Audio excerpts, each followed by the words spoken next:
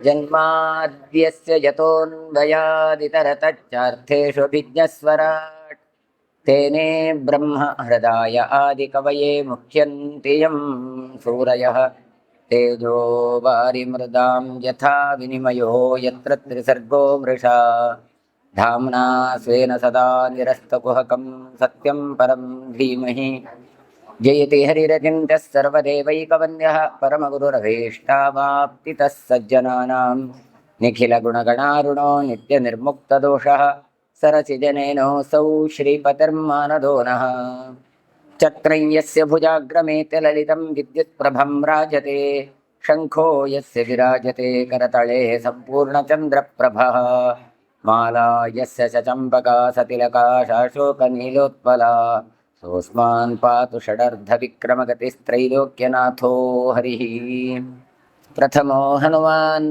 ಮದ್ವಿತೀಯೋ ಭೀಮಯೇವ ಚ ಪೂರ್ಣಪ್ರಜ್ಞತೃತೀಯಸ್ತು ಭಗವತ್ಕಾರ್ಯಸಾಧಕಃ ಬ್ರಹ್ಮಾಂತಾಗ್ರವತ್ಸಾಕ್ಷಾದಿಷ್ಟಂ ದೈವಂ ಶ್ರಿಯಃ ಪತಿಃ ಆಚಾರ್ಯ ಶ್ರೀಮದಾಚಾರ್ಯಾಃ ಸಂತು ಮೇ ಜನ್ಮ ಜನ್ಮನಿ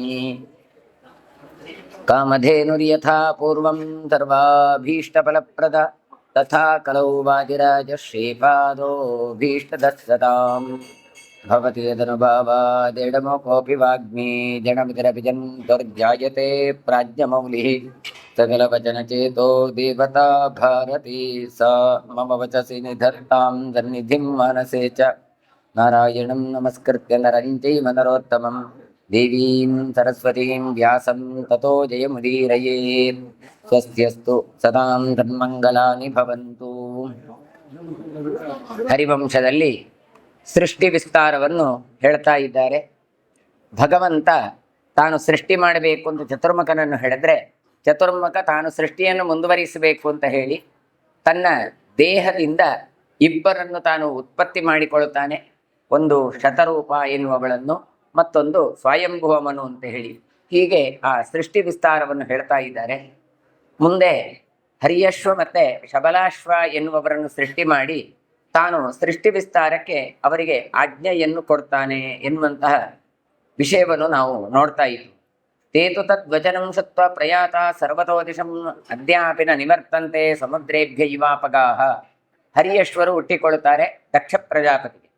ಈ ದಕ್ಷ ಪ್ರಜಾಪತಿ ಏನು ಮಾಡ್ತಾನೆ ಕೇಳಿದರೆ, ಹರಿಯಶ್ವರು ಅವರ ಹತ್ರ ನೀವು ಸೃಷ್ಟಿಯನ್ನು ವಿಸ್ತಾರ ಮಾಡಿ ಅಂದರೆ, ಆಗ ಜನ ಎನ್ನುವಂಥದ್ದಾಗಲಿ ಪ್ರಾಣಿಗಳು ಎನ್ನುವಂಥದ್ದಾಗಲಿ ತುಂಬ ಕಡಿಮೆ ಇತ್ತು, ಕಾಡು ಮಾತ್ರ ಇತ್ತು. ಹಾಗಾಗಿ ಅದನ್ನು ವಿಸ್ತಾರ ಮಾಡಿ ಅಂತ ಹೇಳ್ತಾರೆ.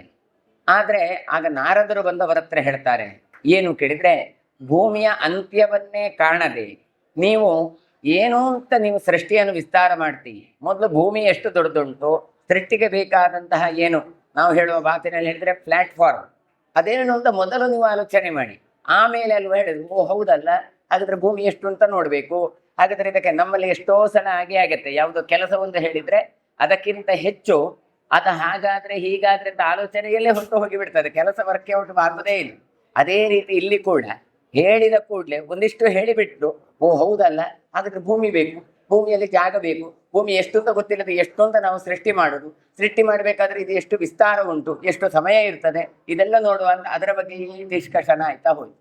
ಸೃಷ್ಟಿ ಆಗಲಿಲ್ಲ. ಇವರು ಹೋದವರು ಇವತ್ತು ಕೂಡ ಬರಲೇ ಇಲ್ಲ. ಭೂಮಿಯನ್ನು ಅಳತೆ ಮಾಡ್ಲಿಕ್ಕೋ ನೋಡ್ಲಿಕ್ಕೋ ಹೋದ್ರೆ ಸಾಧ್ಯ ಉಂಟ ಬರಲಿಕ್ಕೆ, ಮುಗಿಲಿಕ್ಕೆ ಸಾಧ್ಯ ಉಂಟ? ಮುಗಿಯೋದಿಲ್ಲ. ಹಾಗಾದ್ರೆ ಹೇಗಾಯ್ತು ಹೇಳಿದ್ರೆ, ಅಜ್ಞಾಪಿನ ನಿವರ್ತಂತೆ. ಹುಡುಕಿಕೊಂಡು ಹೋದಂತಹ ಈ ಹರಿಯಶ್ವರು ಇವತ್ತಿನವರೆಗೂ ಬರಲಿಲ್ಲೇ ಇಲ್ಲ ಅಂತ ಹೇಳಿದ್ರು. ಬಂದ್ರೆ ತಾನೇ ಸೃಷ್ಟಿ ವಿಸ್ತಾರ. ಇವರು ಬರಲೇ ಇಲ್ಲ, ಇವರು ಭೂಮಿಯ ಕಡೆ ಹೋಗಿದ್ದಾರೆ. ಯಾಕೆ ಕೇಳಿದ್ರೆ, ಸಮುದ್ರೇಭ್ಯ ಇವಾಪಗಾಹ, ಸಮುದ್ರಕ್ಕೆ ತೆರಳಿದ ಹೊಳೆಯಂತೆ ನದಿಯಂತೆ ಅಂತ ಹೇಳಿದ್ರು. ನದಿ ಸಮುದ್ರವನ್ನು ಸೇರತ್ತೆ, ಆದ್ರೆ ಮತ್ತೆ ಅಲ್ಲಿಂದ ಮತ್ತೆ ನದಿ ಹರಿಯಲ್ಲ. ನಾವು ಅದನ್ನ ಬ್ಯಾಕ್ ವಾಟರ್ ಅಂತ ಕರಿತೇವೆ ಹೊರತು ಹೊಳೆ ಅಂತ ಮತ್ತೆ ಕರೆಯೋದೇ. ಹಾಗೆ ನದಿಗೆ ಸಮುದ್ರವನ್ನು ಸೇರುವ ಸಾರ್ಥಕ್ಯತೆ ಇದೆ. ಹಾಗೆ ಇವರು ಕೂಡ ಹರಿಯಶ್ವರು ಭೂಮಿಯನ್ನು ಹುಡುಕಿಕೊಂಡು ಹೋದ್ರೆ ಹೊರತು ಮತ್ತೆ ಇವತ್ತಿನವರೆಗೂ ಬರಲಿಲ್ಲ. ಹರಿಯಶ್ವೇಥ ನಷ್ಟೇಶು ದಕ್ಷ ಪ್ರಾಚೀತ ಸ ಪುನಃ ವೈರಿಣ್ಯ ಮಧಪಾತ್ರಾಣಂ ಸಹಸ್ರ ಮಸೃಜತ್ ಪ್ರಭು. ಮತ್ತೆ ನಾರದರ ಮಾತಿನ ಮೂಲಕ ಹರಿಯಶ್ವರು ತಮ್ಮ ಸೃಷ್ಟಿ ಕಾರ್ಯವನ್ನು ಬಿಟ್ಟು ನಾಶ ಆಗ್ತಾ ಹೋದ್ರು ಅಥವಾ ಹೋಗಿಬಿಟ್ರು ಅಂತ ಆದ ಕೂಡಲೇ ದಕ್ಷ ಪ್ರಜಾಪತಿ ಪುನಃ ಏನು ಮಾಡ್ತಾನೆ ಕೇಳಿದ್ರೆ, ವೀರಣ ಎನ್ನುವವನ ಮಗಳಾದವಳು ವೈರಿಣಿ ಅಂತ. ಅವಳ ಹತ್ರ ಮತ್ತೆ ಕರೆದು ಹೇಳ್ತಾಳೆ, ಅವರು ಶಬಲಾಶ್ವರು ಅಂತ, ಅದರಲ್ಲಿ 1,000 ಮಕ್ಕಳು ಹುಟ್ಟಿಕೊಂಡಿದ್ರು. ಹಾಗಾದ್ರೆ 1,000 ಮಕ್ಕಳನ್ನು ಕರೆದು ಮತ್ತೆ ಇವ ಹೇಳ್ತಾನೆ, ನೋಡಿ ಅವರು ಹೋದ್ರು, ನಿನ್ನ ಅಣ್ಣಂದಿರಿಲ್ಲ, ಬಿಟ್ಟು ಬಿಡು, ಈಗ ನೀವು ಇದ್ದೀರಿ, ನೀವೇನು ಮಾಡಬೇಕು, ವಿವರ್ಧ ಶವಸ್ತೇತು ಶಬಲಾಶ್ವಾಸ್ ಪ್ರಜಾಸ್ತತಃ ಪೂರ್ವೋಕ್ತಂ ವಚನಂ ತಾತ ನಾರದೇನ ಪ್ರಚೋದಿತಾ. ಸೃಷ್ಟಿಯನ್ನು ನಾನು ಬಯಸ್ತಾ ಇದ್ದೆ, ಹಾಗಾಗಿ ಆ ಸೃಷ್ಟಿ ವಿಸ್ತಾರ ಆಗಬೇಕು, ನೀವು ಏನು ಮಾಡಿ, ಹಾಗಾಗಿ ಶಬಲಾಶ್ವರೇ ನೀವು ಸೃಷ್ಟಿಯನ್ನು ವಿಸ್ತಾರ ಮಾಡಿ ಅಂತ ಹೇಳಿಬಿಟ್ಟ. ಆದ್ರೆ ಏನಾಯ್ತು, ನಾರದೇನ ಪ್ರಚೋದಿತ, ನಾರದರು ಮತ್ತೆ ಬಂದು ಅಲ್ಲಿ ಹೇಳಿದ್ರು, ಏನು ಅಂತೇಳಿ, ಅಲ್ಲ ನೀವು ಹೇಳ್ತೀರಿ ಸೃಷ್ಟಿ ಮಾಡಬೇಕು ಅಂತ, ಎಲ್ಲಿ ಹೇಗೆ ಏನು ಅಂತ ನೋಡ್ಬೇಕಲ್ವಾ, ಸುಮ್ಮನೆ ಸೃಷ್ಟಿಯೇ ಮಾಡೋದಾ, ಅದಕ್ಕೊಂದು ಪ್ಲಾನ್ ಮಾಡಬೇಕು ಅಂತ. ನಮ್ಮಲ್ಲಿ ಎಷ್ಟೋ ಸಲ ಹಾಗೆ ಆಗು, ಅದು ಮಾಡಿದ ನಂತರ 100% ಪರ್ಫೆಕ್ಟ್ ಆಗಬೇಕು ಅಂತ. ಇವರು ಭಾರತದಲ್ಲಿ ಯಾವುದೇ ಕೆಲಸ ಮಾಡಿ ಪ್ಲಾನ್ ಮಾಡಿದ್ರೆ ಅದು ಯಾವುದು ಹಾಳಾಗುವುದೇ ಇಲ್ಲ. ಆದ್ರೆ ಹಾಳಾಗ್ತದಲ್ಲ ಹೇಳಿದ್ರೆ, ಅದು ಪ್ಲಾನ್ ಮಾಡೋದ್ರಲ್ಲೇ ಹಾಳಾಗುತ್ತೆ. ಹಾಗೆ ಪ್ಲಾನ್ ಮಾಡಿದ್ರೆ ಏನೂ ಆಗುದಿಲ್ಲ. ಹಾಗೆ ಇಲ್ಲಿ ಕೂಡ ಇವ್ರು ಏನು ಹೇಳ್ತಾರೆ ಕೇಳಿದ್ರೆ, ನಾರದರು ಪ್ರಚೋದನೆ ಮಾಡಿದ್ರು, ನೀವು ಸೃಷ್ಟಿ ಮಾಡುವುದಕ್ಕಿಂತ ಮೊದಲು ಅದಕ್ಕೆ ಬೇಕಾದಂತ ವ್ಯವಸ್ಥೆ ಎಲ್ಲ ನೋಡಿಕೊಂಡಿದ್ದೀರಾ ಅಂತ. ಹಾಗಾಗಿ ಇವರು ಕೂಡ ಏನಾದ್ರು ಅಂತ ಹೇಳಿದ್ರೆ, ನಾರದೇರ ಉಪದೇಶ ಸರಿಯೇ ಉಂಟಂತ ಪರಸ್ಪರ ಮಾತಾಡಿ, ಓ ಹೌದಲ್ಲ, ಒಂದು ಕೆಲಸ ಮಾಡುವ ಮೊದಲು ಅದು ಎಲ್ಲಿವರೆಗೆ ಹೇಗೆ ಏನು ಅಂತ ಆಲೋಚನೆ ಮಾಡಬೇಕಲ್ವಾ ಅಂತ ಹೇಳಿ, ಅನ್ಯೋನ್ಯಮೋ ತ್ಯಸ್ತೆ ಸರ್ವೇ ಸಮ್ಯಗಾಹ ಮಹಾಮನೋ ಭ್ರಾತॄಣಾಂ ಪದವೀಂ ಚೈವ ಗಂತವ್ಯಾನ್ ಅತ್ರ ಸಂಶಯ ಜ್ಞಾತ್ವಾ ಪ್ರಮಾಣಂ ಪೃಥ್ವ್ಯಾಂ ಚ ಸುಖಂ ರಕ್ಷ್ಯಾಮಹೇ ಪ್ರಜಾಃ. ನಾವು ಕೂಡ ಏನು ಮಾಡಬೇಕು ಕೇಳಿದ್ರೆ, ಭೂಮಿಯ ಪ್ರಮಾಣವನ್ನು ತಿಳಿಯದೆ ಈ ಸೃಷ್ಟಿಯನ್ನು ವಿಸ್ತಾರ ಮಾಡಬಾರ್ದು. ಹಾಗಾದ್ರೆ ಏನು ಮಾಡುವ, ಭ್ರಾತೃಣಾಂ ಪದವೀಂ ಚೈವ, ಅಣ್ಣಂದಿರು ಏನು ಭೂಮಿಯನ್ನು ಹುಡುಕಿಕೊಂಡು ಹೋಗಿದ್ದಾರಲ್ಲ, ನಾವು ಕೂಡ ಭೂಮಿ ಎಷ್ಟು ದೊಡ್ಡದು, ಹೇಗೆ ಎಷ್ಟು ಸಮಯ ಇರ್ತದೆ ಅದರದೆಲ್ಲ ನೋಡುವ, ಸ್ಟಡಿ ಮಾಡುವ ಅಂತ ಹೇಳಿ ಇವರು ಕೂಡ ಅಣ್ಣಂದಿರ ದಾರಿಯನ್ನೇ ಹುಡುಕಿಕೊಂಡು ಹೋದ್ರೆ ಹೊರತು ಸೃಷ್ಟಿಯನ್ನು ಮಾಡಲಿಲ್ಲ. ದೇವಿ ತೇನೈವ ಮಾರ್ಗೇಣ ಪ್ರಯಾತ ಸರ್ವತೋ ದಿಶಂ ಅದ್ಯಾಪಿನ ನಿವರ್ತಂತೆ ಸಮುದ್ರೇಭ್ಯ ಇವಾಪಗಾಹ. ಇವರು ಕೂಡ ಏನು ಮಾಡಿದ್ರು ಕೇಳಿದ್ರೆ, ಅಣ್ಣಂದಿರು ಜಾಡನ್ನು ಹಿಡಿದು ತಮ್ಮಂದಿರು ಹರಿಯಶ್ವರು ಅಣ್ಣಂದಿರು, ಶಬಲಾಶ್ವರು ತಮ್ಮಂದಿರು, ಅವರು ಕೂಡ ಅವರ ಹಿಂದೆ ಹೋದರು. ಹೋಗಿ ಏನಂತ ಹೇಳ್ತಾರೆ, ಅದ್ಯಾಪಿನ ನಿವರ್ತಂತೆ, ಇವತ್ತಿನವರೆಗೆ ಬರಲೇ ಇಲ್ಲ. ಹೇಗೆ ಕೇಳಿದ್ರೆ, ಉದಾಹರಣೆ ಹೀಗೆ, ಸಮುದ್ರ ಹೇಗೆ ನದಿಯನ್ನು ಸೇರಿಕೊಳ್ಳುತ್ತದೆ, ನದಿ ಸಮುದ್ರವನ್ನು, ಆದ್ರೆ ಮತ್ತೆ ನದಿಯಲ್ಲಿಂದ ಹೇಗೆ ಬರಲಿಲ್ವೋ ಅದೇ ರೀತಿಯಾಗಿ ಇಂದು ಕೂಡ ಹಾಗೆ ಆಗಿದೆ ಅಂತ ಹೇಳ್ತಾರೆ. ತದಾ ಪ್ರಭೃತವೈ ಭ್ರಾತರನ್ವೇಷಣೆಯಿಂದ ಪ್ರಯಾಸೋ ನಶ್ಯತೆ ತದಾ ತನ್ನ ಕಾರ್ಯಂ ವಿಪಶ್ಚಿತ. ಹಾಗಾಗಿ ಹೇಳ್ತಾರೆ, ಅಲ್ಲಿಂದ ಶುರುವಾಯ್ತಂತೆ ಏನು, ಅಣ್ಣಂದಿರನ್ನು ಫಾಲೋ ಮಾಡಿಕೊಂಡು ಹೋದ್ರೆ ತಮ್ಮಂದಿರು ಮತ್ತೆ ನಾಶ ಹೊಂದುತ್ತಾರೆ ಒಂದು ಶುರುವಾಯ್ತು ಅಂತ ನಮಗೆ ಅನಿಸತ್ತೆ. ಹಾಗೆಲ್ಲ ಎಲ್ಲಿಯಾದ್ರೂ ಉಂಟ ಅಂತ ನಮ್ಮ ಮಾತು ಉಂಟು ನೋಡಿ, ಗಾದೆ ಮಾತು. ಏನು ಕೇಳಿದ್ರೆ, ಅಪ್ಪ ಹಾಕಿದ ಆಲದ ಮರ ಅಂತ, ಅಪ್ಪ ಹಾಕಿದ ಆಲದ ಮರದಲ್ಲಿ ತಾನು ಅವರು ನೇಣು ತಕ್ಕೊಂಡಿದ್ದಾರೆ, ನಾನು ನೇಣು ತಕ್ಕೊಳ್ಳುತ್ತೇನೆ ಅಂತ ಗಾದೆ ಉಂಟಲ್ಲ, ಅದೇ ರೀತಿಯಾಗಿ ಇಲ್ಲಿ ಕೂಡ ನಷ್ಟೇಶು ಶಬಲಾಶ್ವೇಶು ದಕ್ಷ ಭವತ್ ಪ್ರಭು. ಅಣ್ಣಂದಿರು ಹೋದ್ರು ಅಂತ ಹೇಳಿ ಇವರು ಹೋದ್ರು, ಅವ್ರು ಮಾಡಿದ್ರು ಅಂತ ಇವರು ಮಾಡಿದ್ರಿಂದ ಏನಾಯ್ತು ಕೇಳಿದ್ರೆ ನಷ್ಟ ಆಯಿತು. ಏನು ಸೃಷ್ಟಿ ಪ್ರಕ್ರಿಯೆ ಆಗಬೇಕಿತ್ತು ಅದು ಆಗ್ಲಿಲ್ಲ. ಹಾಗಾಗಿ ಸಿಟ್ಟು ಬಂತು ದಕ್ಷ ಪ್ರಜಾಪತಿಗೆ. ಅವ ಹೇಳ್ತಾನೆ, ಲೋಕೋಕ್ತಿ ಪ್ರಸಿದ್ಧ ಆಯಿತು. ಆದ್ದರಿಂದ ಜಾಣರಾದವರು ವಿರಕ್ತರಾಗಿ ಹೊರಟಂತಹ ಸಹೋದರರನ್ನು ಅನುಸರಿಸಬಾರದು ಅಂತ ಅಲ್ಲಿ ಕರೆಕ್ಟ್ ಆಗಿ ಅರ್ಥ ಮಾಡಿಕೊಳ್ಬೇಕು. ಅಣ್ಣಂದಿರನ್ನು ತಮ್ಮಂದಿರು ಫಾಲೋ ಮಾಡಬಾರದು ಅಂತ ಅರ್ಥ ಅಲ್ಲ. ಮತ್ತೇನು ಕೇಳಿದ್ರೆ, ವೈರಾಗ್ಯವನ್ನು ಪಡೆದು ಹೋದಂತಹ ಅಣ್ಣನನ್ನು ತಮ್ಮನಾದ ಹಿಂಬಾಲಿಸಬಾರದು ಅಂತ ಅರ್ಥ. ಹಾಗಾಗಿ ಅವರನ್ನು ಯಾವ ವಂಶದಲ್ಲಿ ಫಾಲೋ ಮಾಡ್ಬೇಕೆನ್ನುವಂಥದ್ದನ್ನು ನೋಡ್ಬೇಕು. ಅಣ್ಣ ಏನು ಮಾಡ್ತಾರೆ, ನಂಗೆ ಯಾವುದು ಬೇಡ, ಕರಿ ಬೇಡ ಅಂತ ಹೋದ, ತಮ್ಮನು ಹಾಗೆ ಹೋದ್ರೆ ಅಪ್ಪಮ್ಮನಿಗೆ ಗತಿ ಯಾರು? ಆ ದೃಷ್ಟಿಯಿಂದ ಹೇಳ್ತಾ ಇರುವಂಥದ್ದು. ಕೊನೆಗೆ ಸಿಟ್ಟು ಬಂದಂತಹ ದಕ್ಷ ಕ್ರುದ್ಧ ಅಭವತ್ ಪ್ರಭು, ಸಮರ್ಥನಾದಂತಹ ದಕ್ಷ ಪ್ರಜಾಪತಿ. ದಕ್ಷ ಎನ್ನುವವನು ವ್ಯಕ್ತಿ, ಮುಂದೆ ತಾನು ಸಾಧನೆ ಮಾಡಿಕೊಂಡು ಪ್ರಜಾಪತಿ ಎನ್ನುವಂಥ ಪೋಸ್ಟ್ ಪದವಿಯನ್ನು ತಾನು ಪಡಿತಾನೆ. ಹಾಗಾಗಿ ಮೊದಲೇ ದಕ್ಷ, ಆಮೇಲೆ ಪ್ರಜಾಪತಿ ಅಂತ ಅವನಿಗೆ ಪದವಿ ಸಿಕ್ಕಿತಾ ಇಲ್ವಾ, ಭಯಂಕರ ಅವನಿಗೆ ಅದೇ ಮುಂದೆ ನಿಮಗೆ ದಕ್ಷಾಧ್ವರಕ್ಕೆ ಕಾರಣ ಆಗುವಂಥದ್ದು. ಶಿವನ ಜೊತೆಗೆ ಒಂದು ಯುದ್ಧ ಆಗ್ತದಲ್ಲ, ಒಂದು ಗಲಾಟೆ ಆಗ್ತದಲ್ಲ, ಅದೆಲ್ಲ ಕಾರಣ ಏನು ಕೇಳಿದ್ರೆ ಅಹಂಕಾರ. ಹಾಗಾದ್ರೆ ಆ ಅಹಂಕಾರ ಬಂದದ್ದು ಹೇಗೆ ಕೇಳಿದ್ರೆ ಆ ಪದವಿಯಿಂದಾಗಿ ಬಂದದ್ದು. ತಾನು ಬಹಳ ಕಷ್ಟಪಟ್ಟು ಸಾಧನೆ ಮಾಡಿ ದೊರಕುವ ಪದವಿ ಯಾವುದು ಕೇಳಿದ್ರೆ ದಿಕ್ಪಾಲ ಎನ್ನುವಂಥ ಪದವಿಗಳು. ಈಗ ಇಂದ್ರನಿಗೆ ಇರ್ಬೋದು, ಬುದ್ಧ ಇರ್ಬೋದು, ಇವನಿಗೆ ಗ್ರಹಾಧಿಪತ್ಯ.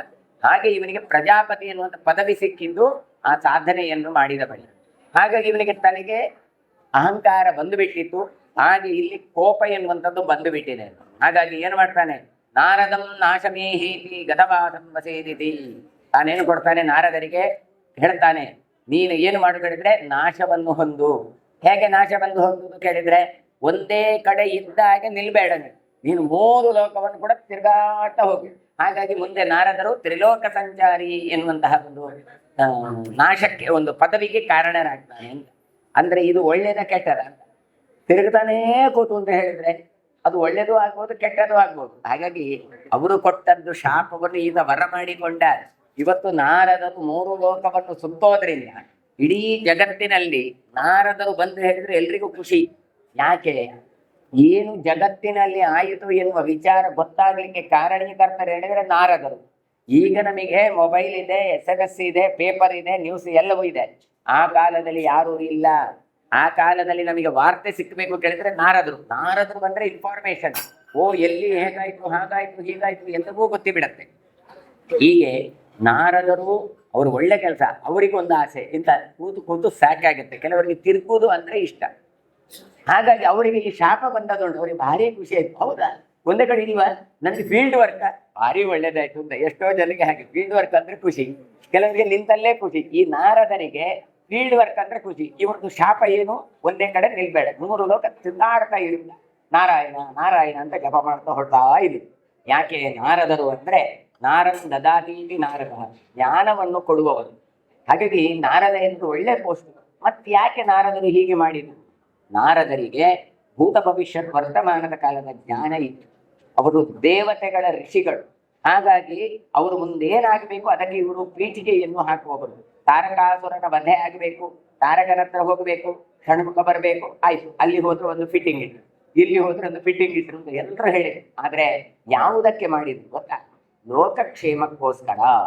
ಹಾಗಾಗಿ ಅಂತಹ ನಾರದರು ತಾಮಿಶ್ಚಾಪಿ ನಷ್ಟಾನ್ ವಿಜ್ಞಾಯ ಪುತ್ರಾನ್ ದಕ್ಷ ಪ್ರಜಾಪತಿ, ಅವರು ತಿರುಗಾಡ್ತಾ ನಾರಾಯಣ ನಾರಾಯಣ ಅಂತ ಹೇಳಿಕೊಂಡು 3 ಲೋಕವನ್ನು ಸುತ್ತಲಿಕ್ಕೆ ಆರಂಭ ಮಾಡ್ತಾರೆ. ಆಮೇಲೆ ತಾಂಶ್ಚಾಪಿ ನಷ್ಟಾನ್ ವಿಜ್ಞಾಯ, ಈ ಕಡೆಯಿಂದ ಹರಿಯೇಶ್ವರು ಹೋದ್ರು, ಶಬಲಾಶ್ವರು ಹೋದ್ರು. ಹಾಗಾದ್ರೆ ಮುಂದೆ ಏನು ಸೃಷ್ಟಿಯನ್ನು ವಿಸ್ತಾರ ಮಾಡುವುದು ಹೇಗೆ? ಅದಕ್ಕೋಸ್ಕರ ಏನು ಮಾಡ್ತಾನೆ ದಕ್ಷ ಪ್ರಜಾಪತಿ ಕೇಳಿದ್ರೆ, ಷಷ್ಟಿಂ ದಕ್ಷ ಅಸೃಜತ್ ಕನ್ಯಾ ವೈರಿಣ್ಯಾಮಿತಿ ನ ಶ್ರುತಿ. ವೀರಣ ಪ್ರಜಾಪತಿಯ ಮಗಳಾದಂತಹ ಭೈರಿಣಿಯನ್ನು ತಾನು ಮದುವೆ ಆಗಿದ್ದಾನೆ. ಅಲ್ಲಿಂದ 60 ಹೆಣ್ಣು ಮಕ್ಕಳನ್ನು ಪಡೆದ. ಅಂದ್ರೆ ಅವನಿಗೆ ಗೊತ್ತಾಯ್ತು, ಈ ಗಂಡು ಮಕ್ಕಳನ್ನು ಪಡೆದ್ರೆ ಅವಳು ತಿರುಗಾಡಿದ್ರೆ ಆಯ್ತು, ಒಂದು ಕಡೆ ನಿಲ್ಲೋದಿಲ್ಲ. ವಂಶ ವಿಸ್ತಾರ ಆಗಬೇಕಾ, ಹೆಣ್ಣು ಮಕ್ಕಳನ್ನು ಪಡಿಬೇಕು.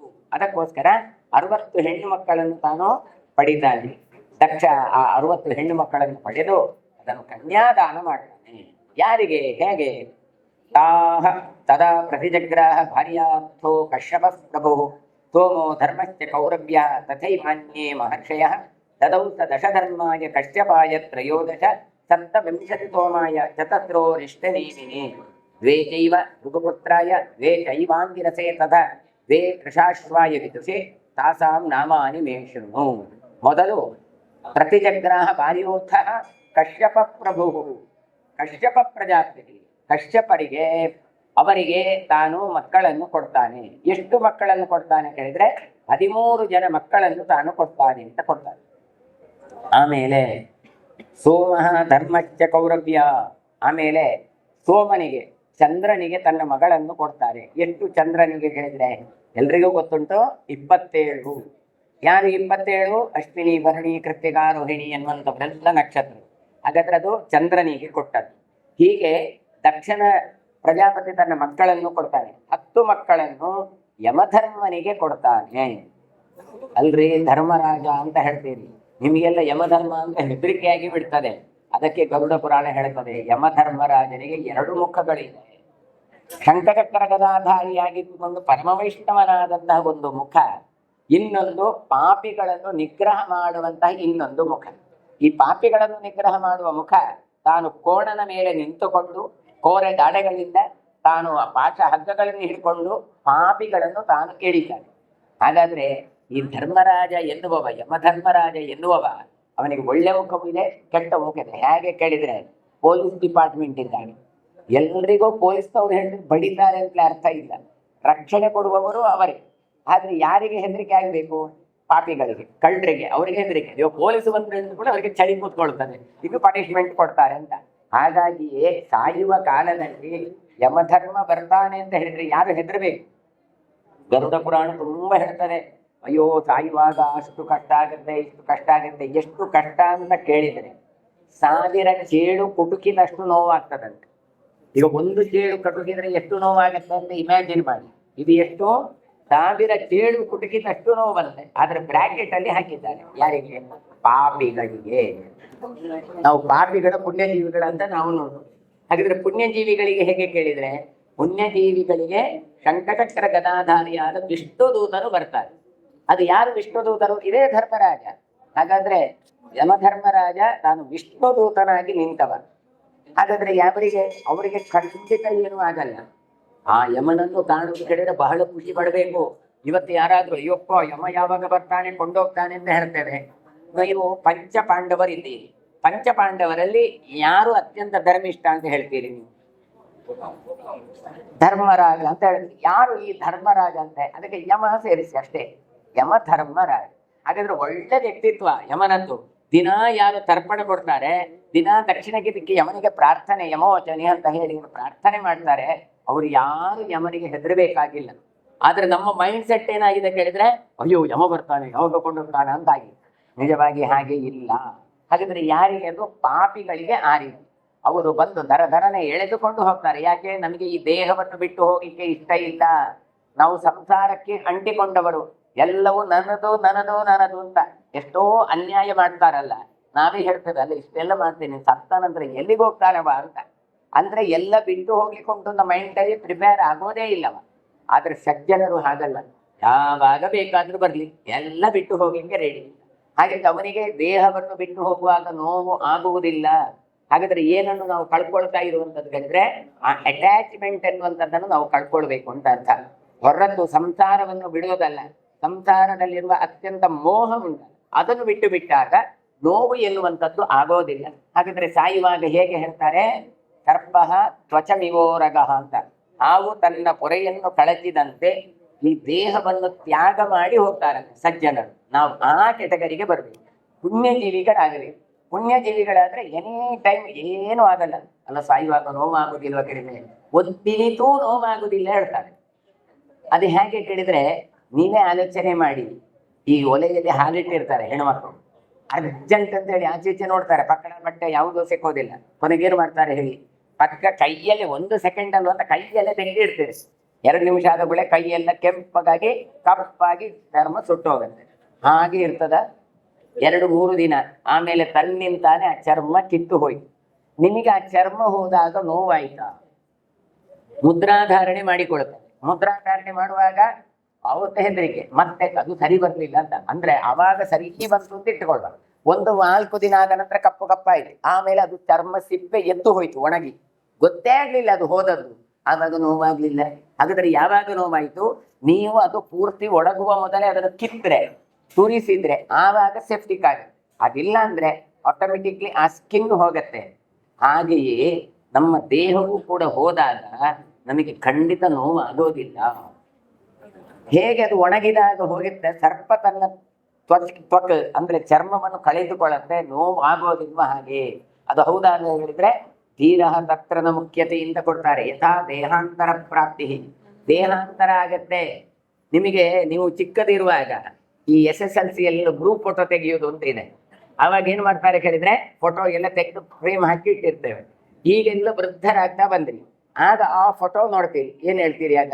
ಅಯ್ಯೋ ಮರ್ರೆ, ಇಷ್ಟು ಚಿಕ್ಕದಿದ್ದ, ಚಡ್ಡಿ ಗಿಡ್ಡಿ ಎಲ್ಲ ಹಾಕೊಂಡು ಚಿಕ್ಕ ಚಿಕ್ಕ ಇದ್ದೆ ಅಂತ ನಾವು ಕೇಳ್ತೇವೆ. ಅದು ಯಾರು ಹೇಳ್ತೇವೆ? ನಾನೇ ಅಂತ ಹೇಳ್ತೇವೆ.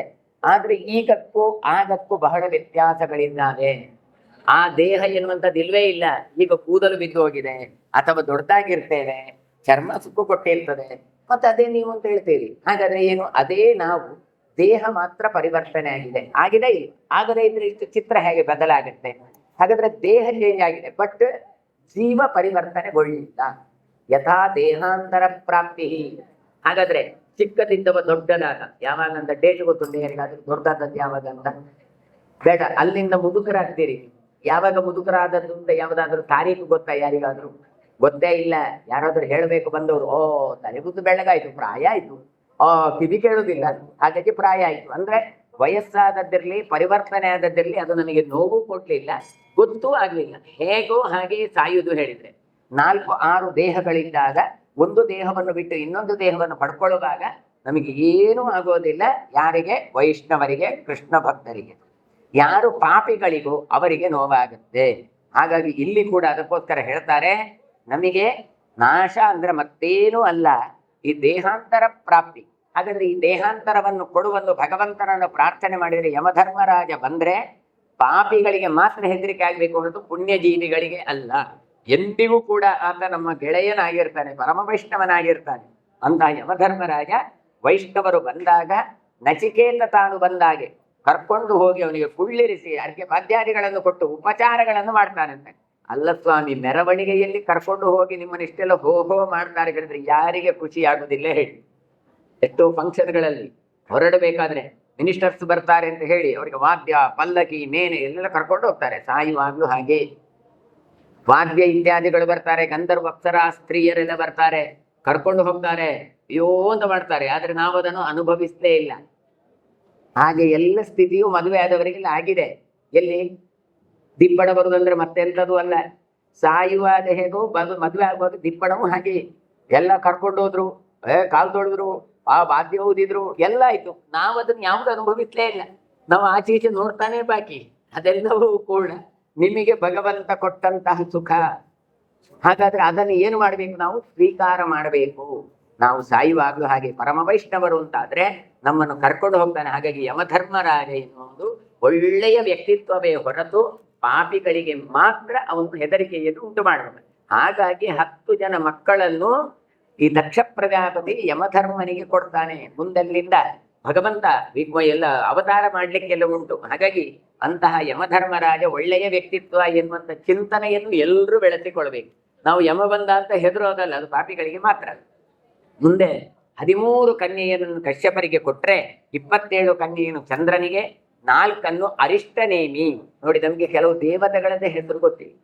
ಹಾಗಾದ್ರೆ ಅರಿಷ್ಟನೇಮಿ ಎನ್ನುವಂತ ಒಬ್ಬ ದೇವತೆ ಇದ್ದಾನೆ. ಅವನಿಗೆ 4 ಹೆಣ್ಣು ಮಕ್ಕಳನ್ನು, 2 ಹೆಣ್ಣು ಮಗಳನ್ನು ಭೃಗು ಮುನಿಗೆ ಕೊಡುತ್ತಾರೆ. ಅಲ್ಲಿಂದ 2 ಅಂಗಿರಸರಿಗೆ, ಮತ್ತಿಬ್ಬರನ್ನು ಕೃಷಾಶ್ವ ಎನ್ನುವವನಿಗೆ ಧಾರೆ ಎರೆದು ಕೊಡ್ತಾರೆ. ಇವರಿಷ್ಟರೂ ಕೂಡ ಜ್ಞಾನಿಗಳು ಅಂತ ಕೊಡ್ತಾರೆ. ನೋಡಿ, ತದೌ ಸ ದಶಧರ್ಮಾಯ ಕಶ್ಯಪಾಯ 13 ಸಪ್ತವಿಂಶತಿ ಸೋಮಾಯ ಚತಸ್ರೋ ಅರಿಷ್ಟನೇಮಿನೇ 2 ಚೈವ ಭೃಗುಪುತ್ರಾಯ 2 ಚಾಂಗಿರಸೇ ತಥಾ 2 ಕೃಷಾಶ್ವಾಯ ವಿದುಷೇ. ನೋಡಿ, ಎಲ್ಲ ಜ್ಞಾನಿಗಳಿಗೆ ಕೊಟ್ರು. ನಾವು ಯಾರಿಗೆ ಕೊಡ್ತೇವೆ? ಎಲ್ಲ ಹಣ ಇದ್ರೆ, ಜಾಬ್ ಇದ್ರೆ ಇದ್ದವರಿಗೆ ಕೊಡ್ತೇವೆ. ಯಾರಿಗೆ ಹೆಣ್ಮಕ್ಕಳನ್ನು ಕೊಡಬೇಕು ಅಂತ ಕೇಳಿದ್ರೆ ವಿದುಷೇ, ಜ್ಞಾನಿಗಳಿಗೆ ಕೊಡಬೇಕು ಅಂತ ಹೇಳ್ತಾರೆ. ಯಾಕೆ ಕೇಳಿದ್ರೆ, ಒಂದು ಉಪ್ಪು ದಾನ ಕೊಡ್ಬೇಕಾದ್ರೆ ಬಾರಿ ಆಲೋಚನೆ ಮಾಡ್ತೀರಿ. ಎಳ್ಳು ದಾನ ಕೊಡ್ಬೇಕಾದ್ರೆ ಅಲ್ಲ, ಅವರಿಗೆಲ್ಲ ಕೊಡಬಾರ್ದು, ಇಲ್ಲ ಅನುಷ್ಠಾನ ಮಾಡ್ಬೇಕು. ಒಳ್ಳೆ ದೇವಸ್ಥಾನ ಪೂಜೆ ಮಾಡುವ ಯೋಗ್ಯ ವ್ಯಕ್ತಿಗಳಿಗೆ ಕೊಡಬೇಕು ಅಂತ ಹೇಳ್ತೀರಿ. ಜೀವ ಇಲ್ಲದ ವಸ್ತುಗಳಿಗೆ ಕೊಡುವಾಗ ಅಷ್ಟೆಲ್ಲ ಆಲೋಚನೆ ಮಾಡುವವರು, ಜೀವ ಇರುವ ಮಗಳನ್ನು ಕೊಡುವಾಗ ಆಲೋಚನೆ ಮಾಡಬೇಕಾ ಬೇಡ? ಅದನ್ನು ಅರಗಿಸಿಕೊಳ್ಬೇಕಂತ. ಚೇತನವಾದ ಈ ವ್ಯಕ್ತಿಯನ್ನು ಕೊಡಬೇಕಾದ್ರೆ ಅನುಷ್ಠಾನ ಮಾಡುವ ವ್ಯಕ್ತಿಗೆ ಕೊಡಬೇಕು, ಜ್ಞಾನಿಗೆ ಕೊಡಬೇಕು. ಆತ ತಾನೇನು ಅನುಷ್ಠಾನ, ಜಪ, ಪೂಜೆ ಇತ್ಯಾದಿಗಳನ್ನು ಮಾಡ್ತಾನೆ, ಅದು ನಮ್ಮನ್ನು ತಾಟಿಸುವಂತದ್ದಾಗಿರತ್ತೆ. ಆಯ್ತಪ್ಪ, ಮಗಳಿಗೆ ಕೊಟ್ಟು ಮದುವೆ ಆಯ್ತು, ಏನ್ ಮಾಡೋದು? ಸಾಫ್ಟ್ವೇರ್ಗೆ ಕೊಟ್ಟೆ, ಅಂಗಡಿಯವರಿಗೆ ಕೊಟ್ಟೆ, ಬಿಸ್ನೆಸ್ ಮ್ಯಾನ್ಗೆ ಕೊಟ್ಟೆ ಅಂತ ಹೇಳ್ತೀನಿ ಅಂತ ಇಟ್ಟುಕೊಳ್ಳೋದು. ಇನ್ನಾದ್ರೂ ಅವರ ಹತ್ರ ಮಾಡಿಸುವ ಕೆಲಸ ನಾವು ಮಾಡ್ತೀವಿ. ಕೊಟ್ಟಾಯ್ತು, ಕೊಟ್ಟ ಮೇಲೆ ಆದ್ರೂ ಕೂಡ ಅವರ ಹತ್ರ ಅನುಷ್ಠಾನವನ್ನು ಮಾಡಿಸುವ ಜವಾಬ್ದಾರಿಯನ್ನು ನಾವು ಪಡಿಬೇಕು. ಹಾಗಾಗಿ ಕೆಲವೆಲ್ಲ ಒಳ್ಳೆ ವ್ಯಕ್ತಿಗಳನ್ನೇ ಕೆಲಸಕ್ಕೆ ಇಟ್ಟುಕೊಳ್ಳಿಕ್ಕೆ ಬರೋದು, ಆದ್ರೆ ಇಟ್ಟುಕೊಂಡವರನ್ನು ಮತ್ತೆ ಒಳ್ಳೆಯವರನ್ನಾಗಿ ಪರಿವರ್ತನೆ ಮಾಡಿಕೊಳ್ಬೇಕು. ಹಾಗೆ ಒಂದು ಹೆಣ್ಣು ಮಗಳನ್ನು ಕೊಡಬೇಕಾದ್ರೆ ವಿದುಷೇ ತಾಸಾಂ ನಾಮ ಅನಿಮೇಷರು ಅಂತ ಹೇಳಿ ವಿದ್ವಾಂಸರಿಗೆ. ಏನು ವಿದುಷರು ಅಂದ್ರೆ ಡಿಗ್ರಿ ಹೋಲ್ಡರ್ಸ್ ಅಲ್ಲ, ಭಗವಂತನನ್ನು ತಿಳಿದವರು ಅಂತ ಅರ್ಥ. ಹಾಗಾಗಿ ಅಕ್ಷರ ಬ್ರಹ್ಮರಲ್ಲ, ಭಗವಂತನನ್ನು ತಿಳಿದ ಜ್ಞಾನಿಗಳಿಗೆ ಇವರು ಕೊಟ್ಟಿದ್ದಾರೆ.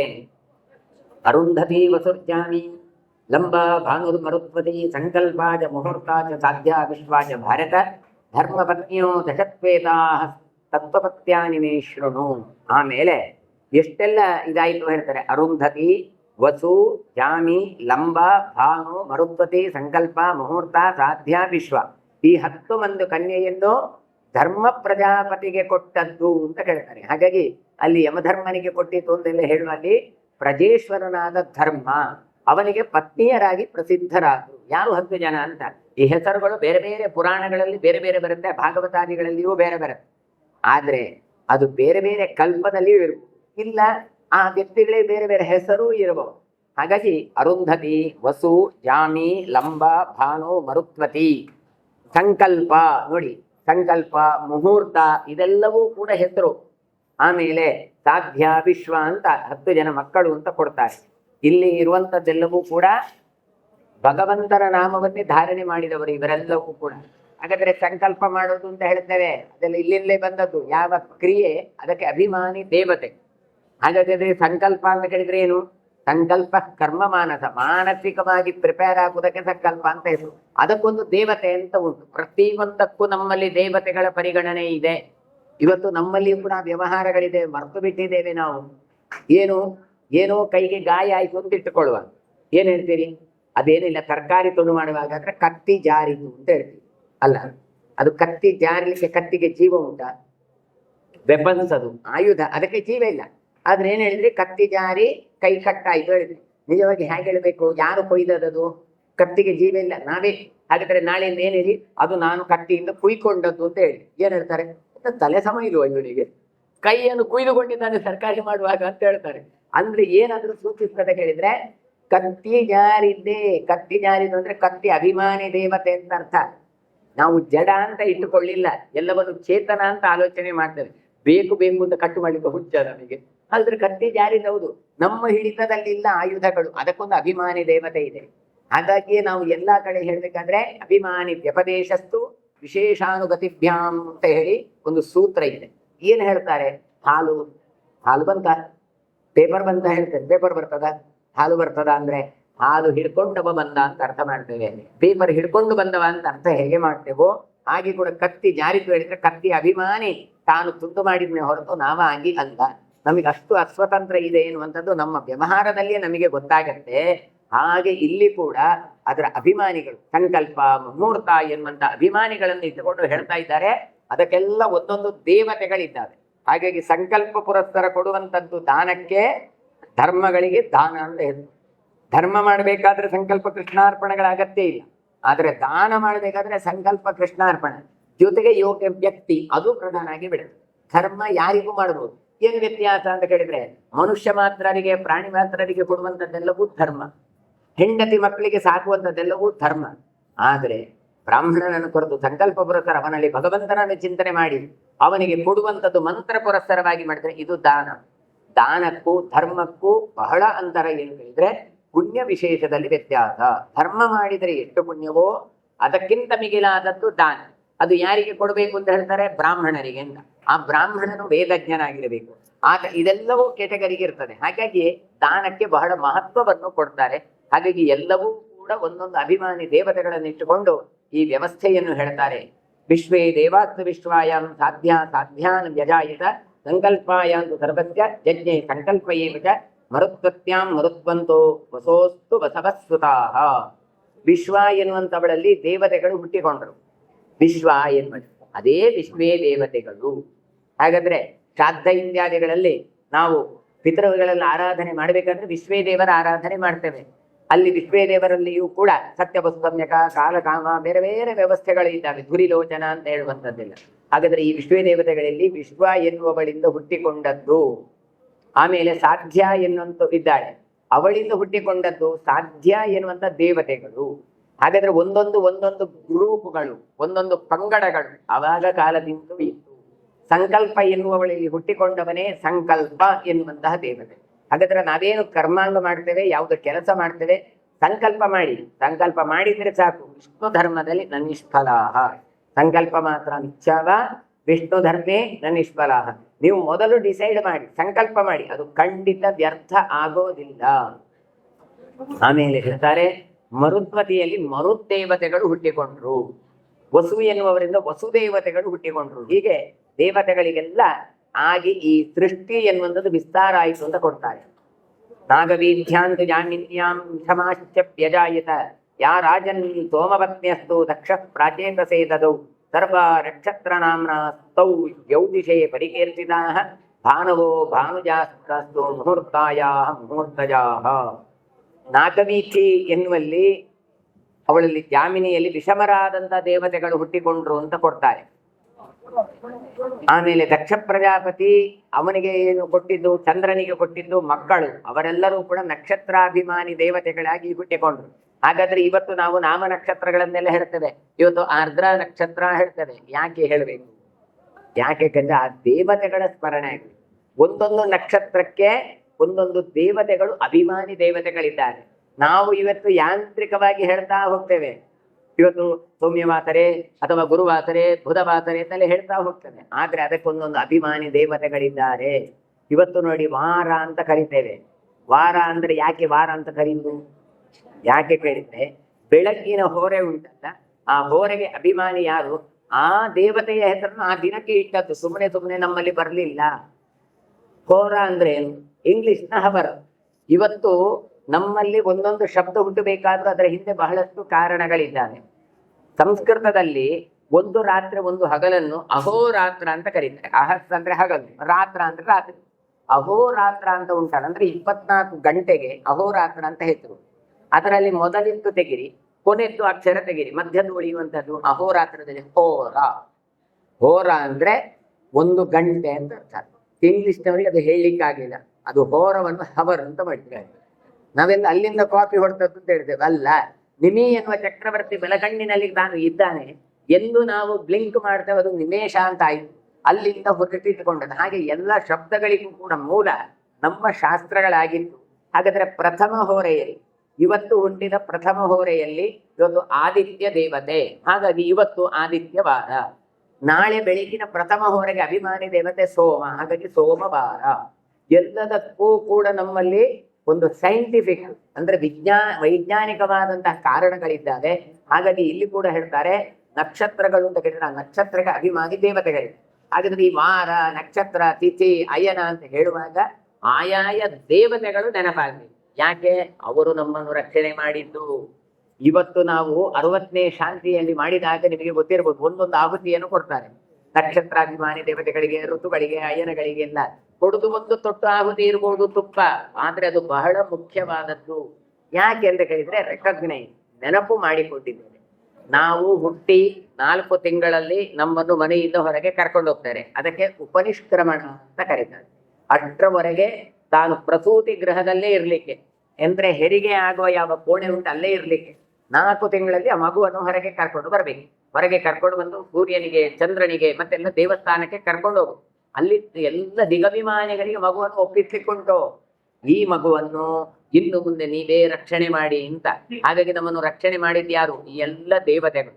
ಹೊರಗೆ ರಸ್ತೆಗೆ ಕಾಲಿಟ್ಟ ಮೇಲೆ ಸಾಬೀತಲ್ಲಿ ಮನೆಗೆ ಬರ್ತೇವೆ ಎನ್ನುವಂಥದ್ದು ಗ್ಯಾರಂಟಿ ಇಲ್ಲ. ನಾವೇ ಆಕ್ಸಿಡೆಂಟ್ ಅಲ್ಲಿ ಹೋಗ್ಬೋದು, ಇಲ್ಲ ಯಾರೋ ಬಂದು ಬುದ್ಧಿ ಹೋಗ್ಬೋದು. ಆದ್ರೂ ಇವತ್ತು ಇದ್ದೇವೆ ಕೇಳಿದ್ರೆ ಯಾರು ನಮಗೆ ಕಾರಣ ಕರ್ತರು ಅಂತ ಹೇಳಿದ್ರೆ ಇಷ್ಟೆಲ್ಲ ದೇವತೆಗಳಿದ್ದಾರೆ. ಅವರಿಗೆ ಒಂದು ವೋಟ್ ಆಫ್ ಥ್ಯಾಂಕ್ಸ್ ಹೇಳಬೇಕಾ ಬೇಡ? ಅದು ಮಾಡುವ ಕೆಲಸವೇ 60ನೇ ಶಾಂತಿ 70ನೇ ಶಾಂತಿಗಳಲ್ಲಿ. ಆ ದೇವತೆಗಳ ಹೆಸರಲ್ಲಿ ಒಂದು ಆಹುತಿ ಕೊಟ್ಟರು ಸಾಕು, ಅವರು ನಮಗೆ ಅನುಗ್ರಹ ಮಾಡ್ತಾರೆ. ಯಾಕೆ? ನೀನು ಆಲೋಚನೆ ಮಾಡಿ, ಮದುವೆ ಕಾಗದ ಅಥವಾ ಇನ್ವಿಟೇಷನ್ ನಲ್ಲಿ ಒಂದು ಹೆಸರು ಕೆಳಗೆ ಹಾಕಿದ್ರೆ ಸಾಕು, ಖುಷಿ ನಮಗೆ. ತಮ್ಮ ಸುಖಾಗಮನವನ್ನು ಬಯಸುವ ಇಂಥವರು ಅಂತ. ಪಾಪ ಯಾರೂ ನೋಡುದಿಲ್ಲ ಅದನ್ನು. ಮತ್ತೆ ಹಾಕ್ಲಿಲ್ಲ ಅಂತ ಇಟ್ಕೊಳ್ಳಿ, ಗಲಾಟೆಯೋ ಗಲಾಟೆ. ನಾನು ಸೋದರ ಮಾವ, ನನ್ನ ಹೆಸರು ಹಾಕ್ಲಿಲ್ಲ, ಅಲ್ಲ ಹಾಕಿದ್ದು ಯಾರಿಗೂ ಗೊತ್ತಾಗುದಿಲ್ಲ. ಅಂದ್ರೆ ಏನಿದ್ರಲ್ಲಿ ನಮಗೆ ಇಷ್ಟೇ, ನಮ್ಮನ್ನು ರೆಕಗ್ನೈಸ್ ಮಾಡಲಿಲ್ಲ. ಹಾಗಾದ್ರೆ ನಿಮಗೆ ಇಷ್ಟ ಇಲ್ಲ, ಇದ್ಮೇಲೆ ದೇವತೆಗಳಿಗೆ ಇಲ್ವಾ? ಭಗವಂತನನ್ನು ಕರೆದಾಗ ಸಪರಿವಾರವಾಗಿ ಎಲ್ಲ ದೇವತೆಗಳು ಬರ್ತಾರೆ. ಹಾಗಾಗಿ ಅವರಿಗೆ ಭಗವಂತನ ಪ್ರಸಾದ ಒಂದಿನಿದು ಕೊಟ್ಟರು ಸಾಕು, ಅವರಿಗೆ ಬೇಕಾದ್ದೇನೋ ಅವರನ್ನು ನೆನಪಿಸಿಕೊಳ್ಳು, ಮತ್ತೇನು ಬೇಡ. ಹಾಗಾಗಿ ಅಂತಹ ದೇವತೆಗಳ ಹೆಸರು ಒಂದು ಸಲ ಹೇಳಿದ್ರೆ ಸಾಕು, ಅವರು ಅನುಗ್ರಹ ಮಾಡ್ತಾರೆ. ಇಲ್ಲದಿದ್ರೆ ನಮ್ಮ ಪೂಜೆಯ ಕತೆ ಹೇಳಿದ್ರೆ ಮುಂಗುರು ಬೇರು ಅಕ್ಷತೆ ಕಾಳು ಮಾತ್ರ ಬಿಸಾಡ್ತೇವೆ. ನಿಮಗೆ ಅನಿಸ್ಬೋದು ಏನಪ್ಪ ಇದು ಅಂತ ಹೇಳಿ. ಅಲ್ಲ, ಮತ್ತೆ ಅದರಲ್ಲಿ ದೇವತೆಗಳ ಸ್ಮರಣೆ ಎನ್ನುವಂಥದ್ದು ನಮಗೆ ಆಗಬೇಕು. ಹಾಗಾಗಿ ಇಲ್ಲಿ ಕೂಡ ಹೇಳ್ತಾರೆ, ನಕ್ಷತ್ರ ಅಂದ್ರೆ ನಕ್ಷತ್ರಾಭಿಮಾನಿ ದೇವತೆಗಳು. ಈ ಎಲ್ಲ ಸಂಕಲ್ಪ ಮಾಡಬೇಕಾದ್ರೆ ಎಲ್ಲವನ್ನು ನೆನೆಸಿಕೊಂಡಾಗ ಆ ದೇವತೆಗಳ ಅನುಗ್ರಹ ಆಗತ್ತೆ. ಹಾಗಾಗಿ ಯಾವುದೂ ಕೂಡ ನಮ್ಮಲ್ಲಿ ವ್ಯರ್ಥ ಅಲ್ಲ. ಭಾನುವೋ ಭಾನುಜಾತಾತ ಮುಹೂರ್ತಾಯ ಮುಹೂರ್ತಜಾಹ. ಭಾನುವಿನಲ್ಲಿ ಹುಟ್ಟಿಕೊಂಡವರೆಲ್ಲ ಭಾನುಜರು ಅಂತ ಹೆಸರು ಪಡಿದ್ದಾರೆ. ಮುಹೂರ್ತ ಎನ್ನುವವಳಿದ್ದಾಳೆ, ಅಲ್ಲಿಂದ ಹುಟ್ಟಿದ್ದೆಲ್ಲ ಮುಹೂರ್ತದ ಅಭಿಮಾನಿ ದೇವತೆಗಳು. ಹಾಗಾಗಿ ಒಂದು ಒಳ್ಳೆಯ ಮುಹೂರ್ತ ಎಂದು ನೋಡುವಂಥದ್ದು. ಆ ಮುಹೂರ್ತಕ್ಕೂ ಒಂದು ಮಹತ್ವ ಬರ್ತದೆ. ಎಲ್ಲಕ್ಕಿಂತಲೂ ಮಿಗಿಲಾದ ಭಗವಂತ ಹೇಗೂ ಉಂಟು ತದೇವ ಲಗ್ನಂ ಸುದಿನಂ ತದೇವ ಅಂತ. ಹಾಗಾಗಿ ಭಗವಂತನ ಚಿಂತನೆ ಮಾಡ್ಲೇಬೇಕು. ಒಳ್ಳೆ ಮುಹೂರ್ತ, ದೇವರನ್ನು ನೆನಪಿಸಿಕೊಳ್ಳೋದೇ ಇಲ್ಲ ಹೇಳಿದ್ರು ಆಗೋದಿಲ್ಲ. ಕೆಟ್ಟ ಮುಹೂರ್ತ ಆದ್ರೂ ಕೂಡ ಭಗವಂತ ಅಲ್ಲಿ ಇದ್ದಾನೆ ಅಂತಾದ್ರೆ ಆ ಮುಹೂರ್ತದಲ್ಲಿರುವ ದೋಷಗಳು ಕಡಿಮೆ ಆಗತ್ತೆ. ಲಂಬಾಯ ಜೈವ ಘೋಷೋಥ ನಾಗಭೀತಿ ಜಾಮಿಜ ಪೃಥಿವ್ಯೈ ವಿಷಯಂ ಸರ್ವಂ ಅರುಂಧತ್ಯಾಂ ಯಜಾಯಿತ. ಇನ್ನು ಲಂಬ ಎನ್ನುವವಳಿದ್ದಾಳೆ. ಹಾಗಾಗಿ ಲಂಬೆಯಲ್ಲಿ ಮೇಘ ಘೋಷ ಎನಿಸುವಂತಹ ವಿದ್ಯುತ್ ಇತ್ಯಾದಿಗಳು ಹುಟ್ಟಿಕೊಂಡ್ರು. ಒಳ್ಳೊಳ್ಳೆ ಹೆಸರಿರ್ತದೆ. ಯಾವ್ಯಾವುದೋ ಹೆಸರನ್ನು ಹೇಳುವ ಬದಲು ಇಂಥ ಒಳ್ಳೊಳ್ಳೆ ಹೆಸರುಗಳನ್ನು ನಾವು ಆಯ್ಕೆ ಮಾಡಿ ಇಟ್ಟುಕೊಳ್ಳಬಹುದು ಅಂತ ಹೇಳ್ತಾರೆ. ಇನ್ನೊಬ್ಳು ಜಾಮಿ ಅಂತ ಹೇಳ್ತಾರೆ. ಅಲ್ಲಿ ಅಭಿಮಾನಿ ದೇವತೆಗಳಾದ ನಾಗವೀತಿ ಎನ್ನುವಂತ ಪುತ್ರರು ಹುಟ್ಟಿಕೊಳ್ತಾರೆ ಅಂತ ಕೊಡ್ತಾರೆ. ಇನ್ನು ಭೂಮಿಗೆ ಸಂಬಂಧಪಟ್ಟವರೆಲ್ಲ ಅರುಂಧತಿಯ ಮೂಲಕ ಅಂತಹ ದೇವತೆಗಳೆಲ್ಲ ಹುಟ್ಟಿಕೊಂಡ್ರು. ಯೇ ದ್ವೇನೇಕೆ ಸುರಗಣ ದೇವಾ ಜ್ಯೋತಿಷ್ ಪುರೋಗಮಾ ವಸುಗೋಷ್ಠೌ ಸಮಾಖ್ಯಾತ ತೇಷಾಂ ವಕ್ಷ್ಯಾಮಿ ವಿಸ್ತರಂ. ಆಮೇಲೆ ಪ್ರಸಿದ್ಧರಾದವರು ಯಾರು ಕೇಳಿದ್ರೆ ಅಗ್ನಿಯೇ ಮೊದಲಾದ ಜ್ಯೋತಿಷ್ ಪುರೋಗಮ, ಅಗ್ನಿಯೇ ಮೊದಲಾದಂತಹ ದೇವತೆಗಳ ಸಮುದಾಯ ಉಂಟು. ಅವುಗಳಲ್ಲಿ ಎಲ್ಲಿಂದ ಹುಟ್ಟಿಕೊಂಡ್ರು ಅಂತ ಕೇಳಿದ್ರೆ 8 ವಸುದೇವತೆಗಳೆಲ್ಲ ಇದ್ದಾರೆ. ಹಾಗೆ ಅವರದ್ದೆಲ್ಲ ವಿಸ್ತಾರವನ್ನಾಗಿ ಮುಂದೆ ನಾನು ಹೇಳ್ತೇನೆ, ವಿಸ್ತೃತವಾಗಿ ಹೇಳ್ತೇನೆ ಅಂತ ತಾವು ಹೇಳ್ತಾರೆ. ಇಲ್ಲಿ ಹೇಳುವಾಗಲೂ ಹಾಗೆ ಅವರ ವಂಶ ಅಂತ ಆದದ್ರಿಂದ ವಿಸ್ತರಂ ಅಂತ ಶಬ್ದ ಉಪಯೋಗ ಮಾಡ್ತಾರೆ. ಜಾಗ ಅಂತ ಆದ್ರೆ ವಿಸ್ತಾರ ಅಂತ ಬರೀತಾರೆ. ಆಪೋ ಧ್ರುವಶ್ಚ ಸೋಮಶ್ಚ ಧರಶ್ಚೈ ವಾನಲೋ ನಿಲ ಪ್ರತ್ಯೂಷಶ್ಚ ಪ್ರಭಾಸಶ್ಚ ವಸುವೋ ನಾಮಭಿಸ್ಮೃತಾ. ಇನ್ನು 8 ಮಂದಿ ವಸುಗಳಿದ್ದಾರೆ ಅಂತ ಹೇಳಿದ್ರು. ಅವರು ಯಾರು? ನಾವು ಹೆಚ್ಚಾಗಿ ಹಾಗೆ ವಸುರುದ್ರಾದಿತ್ಯ ಅಂತೆಲ್ಲ ಹೇಳ್ತೇವೆ. ಯಾರು ಅಂತ ಹೇಳಿದ್ರೆ ವಸುರುದ್ರಾದಿತ್ಯ ಅಂತ ಅದರ ಹೆಸರನ್ನು ಕೊಡ್ತಾರೆ. ಆಪ, ಧ್ರುವ, ಸೋಮ, ಧರ, ಅನಲ, ಅನಿಲ, ಪ್ರತ್ಯೂಷ, ಪ್ರಭಾಸ ಅಂತ 8 ಮಂದಿ ಆ ದೇವತೆಗಳು ಅಂತ ಕೊಡ್ತಾರೆ. ವಸು ದೇವತೆಗಳು. ಆಪಸ್ಯ ಪುತ್ರೋ ವೈನಂಡ್ಯ ಶಮಶಾಂತೋ ಮನಿಸ್ತಥ ಧ್ರುವಸ್ಯ ಪುತ್ರೋ ಭಗವಾನ್ ಕಾಲೋ ಲೋಕ ಪ್ರಕಾಲನಃ. ಇನ್ನು ಆಪನ ಮಕ್ಕಳು, ಆಪ ಎನ್ನುವಂತಹ ಒಬ್ಬ ವಸು, ಅವನ ಮಕ್ಕಳು ಯಾರೆಲ್ಲ ಕೇಳಿದ್ರೆ ವೈತಂಡ್ಯ, ಶ್ರಮ, ಶಾಂತ, ಮುನಿ ಎನ್ನುವಂಥವರು ಅಂತ ಕೊಡ್ತಾರೆ. ಇನ್ನೊಬ್ಬ ಧ್ರುವ ಅಂತ ಇದ್ದಾನಲ್ಲ, ಅವನ ಮಗ ಯಾರು ಕೇಳಿದ್ರೆ ಲೋಕವನ್ನು ಶೋಭೆಗೊಳಿಸುವ ಸಾಮರ್ಥ್ಯವುಳ್ಳವರು. ನಾವೆಲ್ಲ ಯಾರಿಗೆ ಹೆದರುತ್ತೇವಲ್ಲ ಅಂಥವನು ಯಾರು? ಕಾಲ. ಅವನಿಗೆ ಟೈಮ್ ಬಂತು ಮಾರ, ಟೈಮ್ ಸರಿಯಾಗಿಲ್ಲ ಹೇಳ್ತೇವೆ. ಇದೆಲ್ಲವೂ ಕೂಡ ಇವನ ಇಲ್ಲಿಂದ ಹುಟ್ಟಿಕೊಂಡವ ಅಂತ ಕೊಡ್ತಾರೆ. ಸೋಮಸ್ಯ ಚಾಪಿ ಭಗವಾನ್ ವರ್ಚಸ್ವೇ ಏನ ಜಾಯಿತೆ ಧರ್ಮಸ್ಯ ಪುತ್ರೋ ದ್ರವಿಣೋ ಹುತಹವ್ಯ ಭವ್ಯ ಮಹತ್ತಥ ಮನೋಹರಾಯಾಂ ಶಿಶಿರಃ ಪ್ರಾಣೋಥ ರಮಣಸ್ತಥ. ಇನ್ನು ಸೋಮನ ಮಗ ಯಾವ ಸೋಮ ಅಂತ ಇದ್ದಾನೆ ಚಂದ್ರ, ಅವನ ಮಗ ಯಾರು ಕೇಳಿದ್ರೆ ವರ್ಚಸ್ವಿ ಅಂತ ಅವನ ಹೆಸರು. ಅತ್ಯಂತ ಪೂಜ್ಯನಾದವನ, ಇವನಿಂದ ವರ್ಚಸ್ಸು ದೊರಕುತ್ತದೆ. ಹಾಗಾದ್ರೆ ಸೋಮನ ಮಗನಾದ ವರ್ಚಸ್ವಿ ಆರಾಧನೆ ಮಾಡಿದ್ರೆ, ಚಿಂತನೆ ಮಾಡಿದ್ರೆ ನಮಗೊಂದು ವರ್ಚಸ್ಸು ಎನ್ನುವಂಥದ್ದು ಬೆಳೀತದೆ. ವರ್ಚಸ್ಸು ಅಂದ್ರೆ ಇನ್ಫ್ಲೂಯೆನ್ಸ್ ಎಲ್ಲ ಮಾಡುವಂಥದ್ದು. ಕೆಲವರೆಲ್ಲ ಏನ್ ಬೇಡ, ಅವರ ಹೆಸರು ಹೇಳಿದ್ರೆ ಸಾಕು ಕೆಲಸ ಆಗಿಬಿಡತ್ತೆ. ಭಯಂಕರ ವರ್ಚಸ್ಸು ಅವರದ್ದು. ಅವರು ಬಂದ್ರೆ ಸಾಕು ಅಷ್ಟೋ ಜನ ಕೂಡ ಎಂದು ಅವರಿಗೆ ಗೌರವ ಕೊಡ್ತಾರೆ. ಯಾರು ಹೇಳಿದ್ರು ಒಬ್ಬರಿಗೆ ಸಿಗುತ್ತಿಲ್ಲ, ದೊಡ್ಡ ಜನ ಬಂದಿದ್ದಾರೆ. ಆ ವರ್ಚಸ್ಸನ್ನು ಬರಬೇಕಾದ್ರೆ ಅದು ಕೂಡ ಭಗವದ್ ಅನುಗ್ರಹ ಬೇಕು. ಅದಕ್ಕೆಲ್ಲ ಇವರು ಅಭಿಮಾನಿ ದೇವತೆಗಳು ಅಂತ ಕೊಡ್ತಾರೆ. ಧರ್ಮರಾಜನ ಮಗರಾಗಿ ದ್ರವಿಣ ಮತ್ತೆ ಹುತಾಹವ್ಯವಾಹ ಎನ್ನುವವನಿದ್ದಾನೆ. ಧರ ಎನ್ನುವವನಿಗೆ ಮನೋಹರ ಅಂತ ಹುಟ್ಟಿಕೊಳ್ತಾನೆ. ಇನ್ನೊಂದು ಶಿಶಿರ, ಪ್ರಾಣ, ರಮಣ ಅಂತ ಇನ್ನೊಂದು ಪತ್ನಿಯಲ್ಲಿ ಹುಟ್ಟಿಕೊಂಡದ್ದು ಅಂತ ಹೀಗೆ ವಂಶವನ್ನು ಹೇಳ್ತಾರೆ. ನಮಗಿದೆಲ್ಲ ಶಬ್ದಗಳು ಕೇಳ್ತೇವೆ, ಬಿಡ್ತೇವೆ, ಯಾವುದೂ ನೆನಪುಳಿಯೋದಿಲ್ಲ. ಆದ್ರೂ ಯಾಕೆ ಕೇಳಬೇಕು ಕೇಳಿದ್ರೆ ಹರಿವಂಶವನ್ನು ಹೇಳಲಿಕ್ಕೆ ಶುರು ಮಾಡಿದ್ವಿ. ಇಲ್ಲಿ ಕಥೆ ಕೇಳಲಿಕ್ಕೆ ಕೊಟ್ಟದಲ್ಲ. ಹಾಗಾಗಿ ಆ ಹರಿವಂಶದ ಚರಿತ್ರೆಯನ್ನು ಕೇಳಿದ್ರೆ ಆ ರೀತಿಯಾದ ವಂಶ ವಿಸ್ತಾರ ನಮಗಾಗುತ್ತದೆ. ಅವರ ಹೆಸರು ಹೇಳಿದ್ರೆ ಸಾಕು ಪಾಪಂ ಪರಿಹಾರ ಆಗತ್ತೆ. ಅದಕ್ಕೋಸ್ಕರ ನಾವು ಅದನ್ನೆಲ್ಲ ಕೇಳಬೇಕಾಗತ್ತೆ ಅಂತ ಕೊಡ್ತಾರೆ. ಅನಿಲಸ್ಯ ಶಿವ ಭಾರ್ಯ ತಸ್ಯ ಪುತ್ರೋ ಮನೋಜವಃ ಅವಿಜ್ಞಾತ ಗತಿಶ್ಚೈವ ದ್ವೌ ಪುತ್ರ ಅನಿಲಸ್ಯ ತು. ಇನ್ನು ಅನಿಲ ಅಂತ ಇದ್ದಾನಲ್ಲ, ಅವನ ಪತ್ನಿ ಅವಳು ಶಿವ ಎನ್ನುವಂತಹ ಭಾರ್ಯ. ಆಕೆಯ ಮಗನೇ ಮನೋಜವ. ಮನೋಜವಂ ಮಾರುತ ತುರಿಯ ವೇಗಂ ಅಂತೆಲ್ಲ ಹೇಳ್ತೇವೆ. ಮನಸ್ಸಿನ ಹಾಗೆ ಜವ ಅಂದ್ರೆ ವೇಗವುಳ್ಳದು ಅಂತ, ಅದು ಬೇರೆ. ಇದು ಅವನದ ಪರ್ಸನ್ನ ಹೆಸರೇ ಮನೋಜವ ಅಂತ ಹೆಸರು. ಹಾಗಾಗಿ ಅನಿಲ ಮತ್ತೆ ಶಿವ ಎನ್ನುವವಳಲ್ಲಿ ಹುಟ್ಟಿಕೊಂಡವ ಈತ. ಇನ್ನು ಅವನಿಗೆ ಇಬ್ಬರು ಅವಿಜ್ಞಾತ ಗತಿಶ್ಚೈವ, ಇಬ್ಬರು ಹುಟ್ಟಿಕೊಡ್ತಾರೆ. ಅವರು ಅನಿಲನಿಗೆ ಹುಟ್ಟಿಕೊಂಡು, ಯಾರು? ಅವಿಜ್ಞಾತ ಗತಿ ಎನ್ನುವವನು. ಅವರು ಅನಿಲ ಎನ್ನುವವನಿಗೆ ಹುಟ್ಟಿಕೊಂಡದ್ದು ಅಂತ ಕೊಡ್ತಾರೆ. ಅಗ್ನಿಪುತ್ರ ಕುಮಾರಸ್ತು ಶರಸ್ತಂಭೆ ಹಿರಿಯಾಹೃತಃ ತಸ್ಯ ಶಾಖೋ ವಿಶಾಖಶ್ಚ ರೈಕಮೇಯಶ್ಚ ಪೃಷ್ಠಜಃ ಸ್ಕಂದಃ ಸನತ್ಕುಮಾರಶ್ಚ ಸೃಷ್ಟಃ ಪಾದೇನ ತೇಜಸ ಅಪತ್ಯಂ ಕೃತ್ತಿಕಾನಾಂ ಸಹ ಕಾರ್ತಿಕೇಯ ಇತಿ ಸ್ಮೃತಃ. ಇನ್ನು ಅಗ್ನಿಯ ಮಗ, ಅಗ್ನಿಪುತ್ರ ಕುಮಾರಸ್ತು, ಅಗ್ನಿಯ ಪುತ್ರನೇ ಕುಮಾರ. ಹಾಗಾಗಿ ಎಲ್ಲಿಂದ ನಮಗೆಲ್ಲ ಗೊತ್ತುಂಟು, ಶರಸ್ತಂಭದಲ್ಲಿ ತಾನು ಹುಟ್ಟಿದವ ಅಂದ್ರೆ ಸ್ಕಂದ. ಅದನ್ನೇ ಇಲ್ಲಿ ಹೇಳ್ತಾ ಇದ್ದಾರೆ. ಅವನ ತಮ್ಮಂದಿರಾಗಿ ಶಾಖ, ವಿಶಾಖ, ದಕಮೇಯ ಅಂತ ಹುಟ್ಟಿಕೊಳ್ತಾನೆ. ಅಗ್ನಿಯ ಪಾದ ಪ್ರಮಾಣ, ಸ್ಕಂದ ಸ್ಕನತ್ಕುಮಾರ ಸೃಷ್ಟ ಪಾದೇನ ತೇಜಸ್ ಅಂತ ಕೊಡ್ತಾರೆ. ಅಗ್ನಿಯ ಪಾದ ಪ್ರಮಾಣದ ತೇಜಸ್ಸಿನಿಂದ ಸ್ಕಂದ ಮತ್ತೆ ಶರತ್ಕುಮಾರರು ಸೃಷ್ಟರಾಗಿದ್ದಾರೆ, ಹುಟ್ಟಿಕೊಂಡಿದ್ದಾರೆ. ಸ್ಕಂದನೇ ಕೃತ್ತಿಕಾ ದೇವತೆಗಳಿಗೆ ಮಗನಾದದ್ರಿಂದ ಅವನೇ ಕಾರ್ತಿಕೇಯ ಇತಿ ಸ್ಮೃತಃ. ಹಾಗಾದ್ರೆ ಇದೆಲ್ಲ ಎಲ್ಲಿ ನೋಡ್ತೇವೆ? ಶಿವ ಪಾರ್ವತಿ ಇರ್ತಾರೆ, ಅವರ ಒಂದು ತೇಜಸ್ಸು ಬರುತ್ತೆ. ಆ ವೀರ್ಯವನ್ನು ತೆಗೆದುಕೊಂಡು ಹೋಗಿ ಏನ್ ಮಾಡ್ತಾರೆ, ತಡ್ಕೊಳ್ಳಿಕ್ಕೆ ಆಗೋದಿಲ್ಲ ಪಾರ್ವತಿಗೆ. ಆಕೆ ಅದನ್ನು ಏನು ಮಾಡ್ತಾಳೆ ಕೇಳಿದ್ರೆ, ಅದನ್ನು ಕುಶದಲ್ಲಿ ಅಂದ್ರೆ ನೀರಿನಲ್ಲಿ ಗಂಗೆಯಲ್ಲೆಲ್ಲ ವಿಸರ್ಜನೆ ಮಾಡ್ತಾಳೆ. ಮೊದಲು ಅವಳು ಅದನ್ನು ಅಗ್ನಿಯ ಬಾಯಿಗೆ ಕೊಡ್ತಾಳೆ, ಅಗ್ನಿ ತಡ್ಕೊಳ್ಳಿಕ್ಕೆ ಆಗೋದಿಲ್ಲ. ಹಾಗಾಗಿ ಶರ ಎನ್ನುವಂತ ಒಂದು ಹುಲ್ಲಿನಲ್ಲಿ ಹಾಕ್ತಾರೆ. ಹಾಗೆ ಶರವಣ ಭವ ಅಂತ ಅವನು ಬರ್ತಾನೆ. ಅಲ್ಲಿಂದ ಕೃತಿಕಾ ಗಂಗೆಗೆ ಹಾಕಿದಾಗ ಕೃತಿಕಾ ದೇವತೆಗಳು ತಗೊಳ್ತಾರೆ. ಅಲ್ಲಿಂದ ಆ ಕೃತಿಕಾ ದೇವತೆಗಳಿಗೆ ಹಾಲು ತಾನು ಮುಖವನ್ನು ಮಾಡಿ ಅನುಗ್ರಹ ಮಾಡುವುದಕ್ಕೋಸ್ಕರ ಹಾಲು ಉಳಿತಾರೆ. ಇದೆಲ್ಲ ಕಥೆ ಕೇಳಿದ್ರು. ಇದರನ್ನೇ ಹೇಳ್ತಾರೆ, ಅಗ್ನಿಯ ಮಗನಾಗಿ ಬಂದವನೇ ಅವನು ಸ್ಕಂದ ಎನ್ನುವಂತದ್ದನ್ನು. ಅದರಿಂದ ಚರಿತ್ರೆಯನ್ನು ಇಲ್ಲಿ ಹೇಳ್ತಾ ಇಲ್ಲ, ಆದ್ರೆ ಹುಟ್ಟಿಕೊಂಡಿದ್ದಾರೆ ಎನ್ನುವ ಹೆಸರನ್ನು ಇಲ್ಲಿ ಹೇಳಿಕೊಡ್ತಾ ಇದ್ದಾರೆ. ಪ್ರತ್ಯೂಷಸ್ತು ವಿದುಸ್ತಂತ್ರ ಋಷಿಂ ನಾಮ್ನಾಕು ದೇವಲಂ ದ್ವೌ ಪುತ್ರೌ ದೇವಲಸ್ಯಾಪಿ ಕ್ಷಮಾವಂತ್ಯೌ ತಪಸ್ವಿನವು. ಇನ್ನು ಪ್ರತ್ಯೂಷ ಅಂತ ಅವನಿಗೆ ದೇವಲ ಎನ್ನುವಂತಹ ಋಷಿಯ ಒಂದು ಅನುಗ್ರಹದಿಂದ ದೇವಲ ಎನ್ನುವಂತ ಋಷಿ ಮಗನಾಗಿ ಹುಟ್ಟಿಕೊಳ್ತಾನೆ. ಪ್ರತ್ಯೂಷ ಋಷಿಂ ನಾಮ್ನಾಕು ದೇವಲ. ಹಾಗಾದ್ರೆ ದೇವಲ ಎನ್ನುವರು ಪ್ರತ್ಯೂಷನ ಮಗನಾಗಿ ಬಂದವರು. ದ್ವೌ ಪುತ್ರವು, ಅಂತಹ ದೇವಲನಿಗೆ ಕ್ಷಮಾವಂತರಾದಂತ 2 ಮಕ್ಕಳು ಹುಟ್ಟಿಕೊಳ್ತಾರೆ. ಕ್ಷಮಾವಂತವು ಅಂತ ತಪಸ್ವಿನವು, ತಪಸ್ಸುಳ್ಳಂತಹ ಕ್ಷಮಾವಂತವು ಎನ್ನುವಂತ 2 ಮಕ್ಕಳು ಹುಟ್ಟಿಕೊಳ್ತಾರೆ. ಬೃಹಸ್ಪತೇಂದು ಭಗಿನಿ ಪರಸ್ತ್ರೀ ಬ್ರಹ್ಮವಾದಿನಿ ಯೋಗಸಕ್ತ ಜಗತ್ಕೃಂಚನಂ ಅಸಕ್ತ ವಿಜಚಾರ. ಇನ್ನು ಬೃಹಸ್ಪತಿಯ ತಂಗಿ, ಅವಳು ಬ್ರಹ್ಮಜ್ಞಾನಿಯಾಗಿದ್ದಾಳೆ ಅಂತ ಹೇಳ್ತಾರೆ.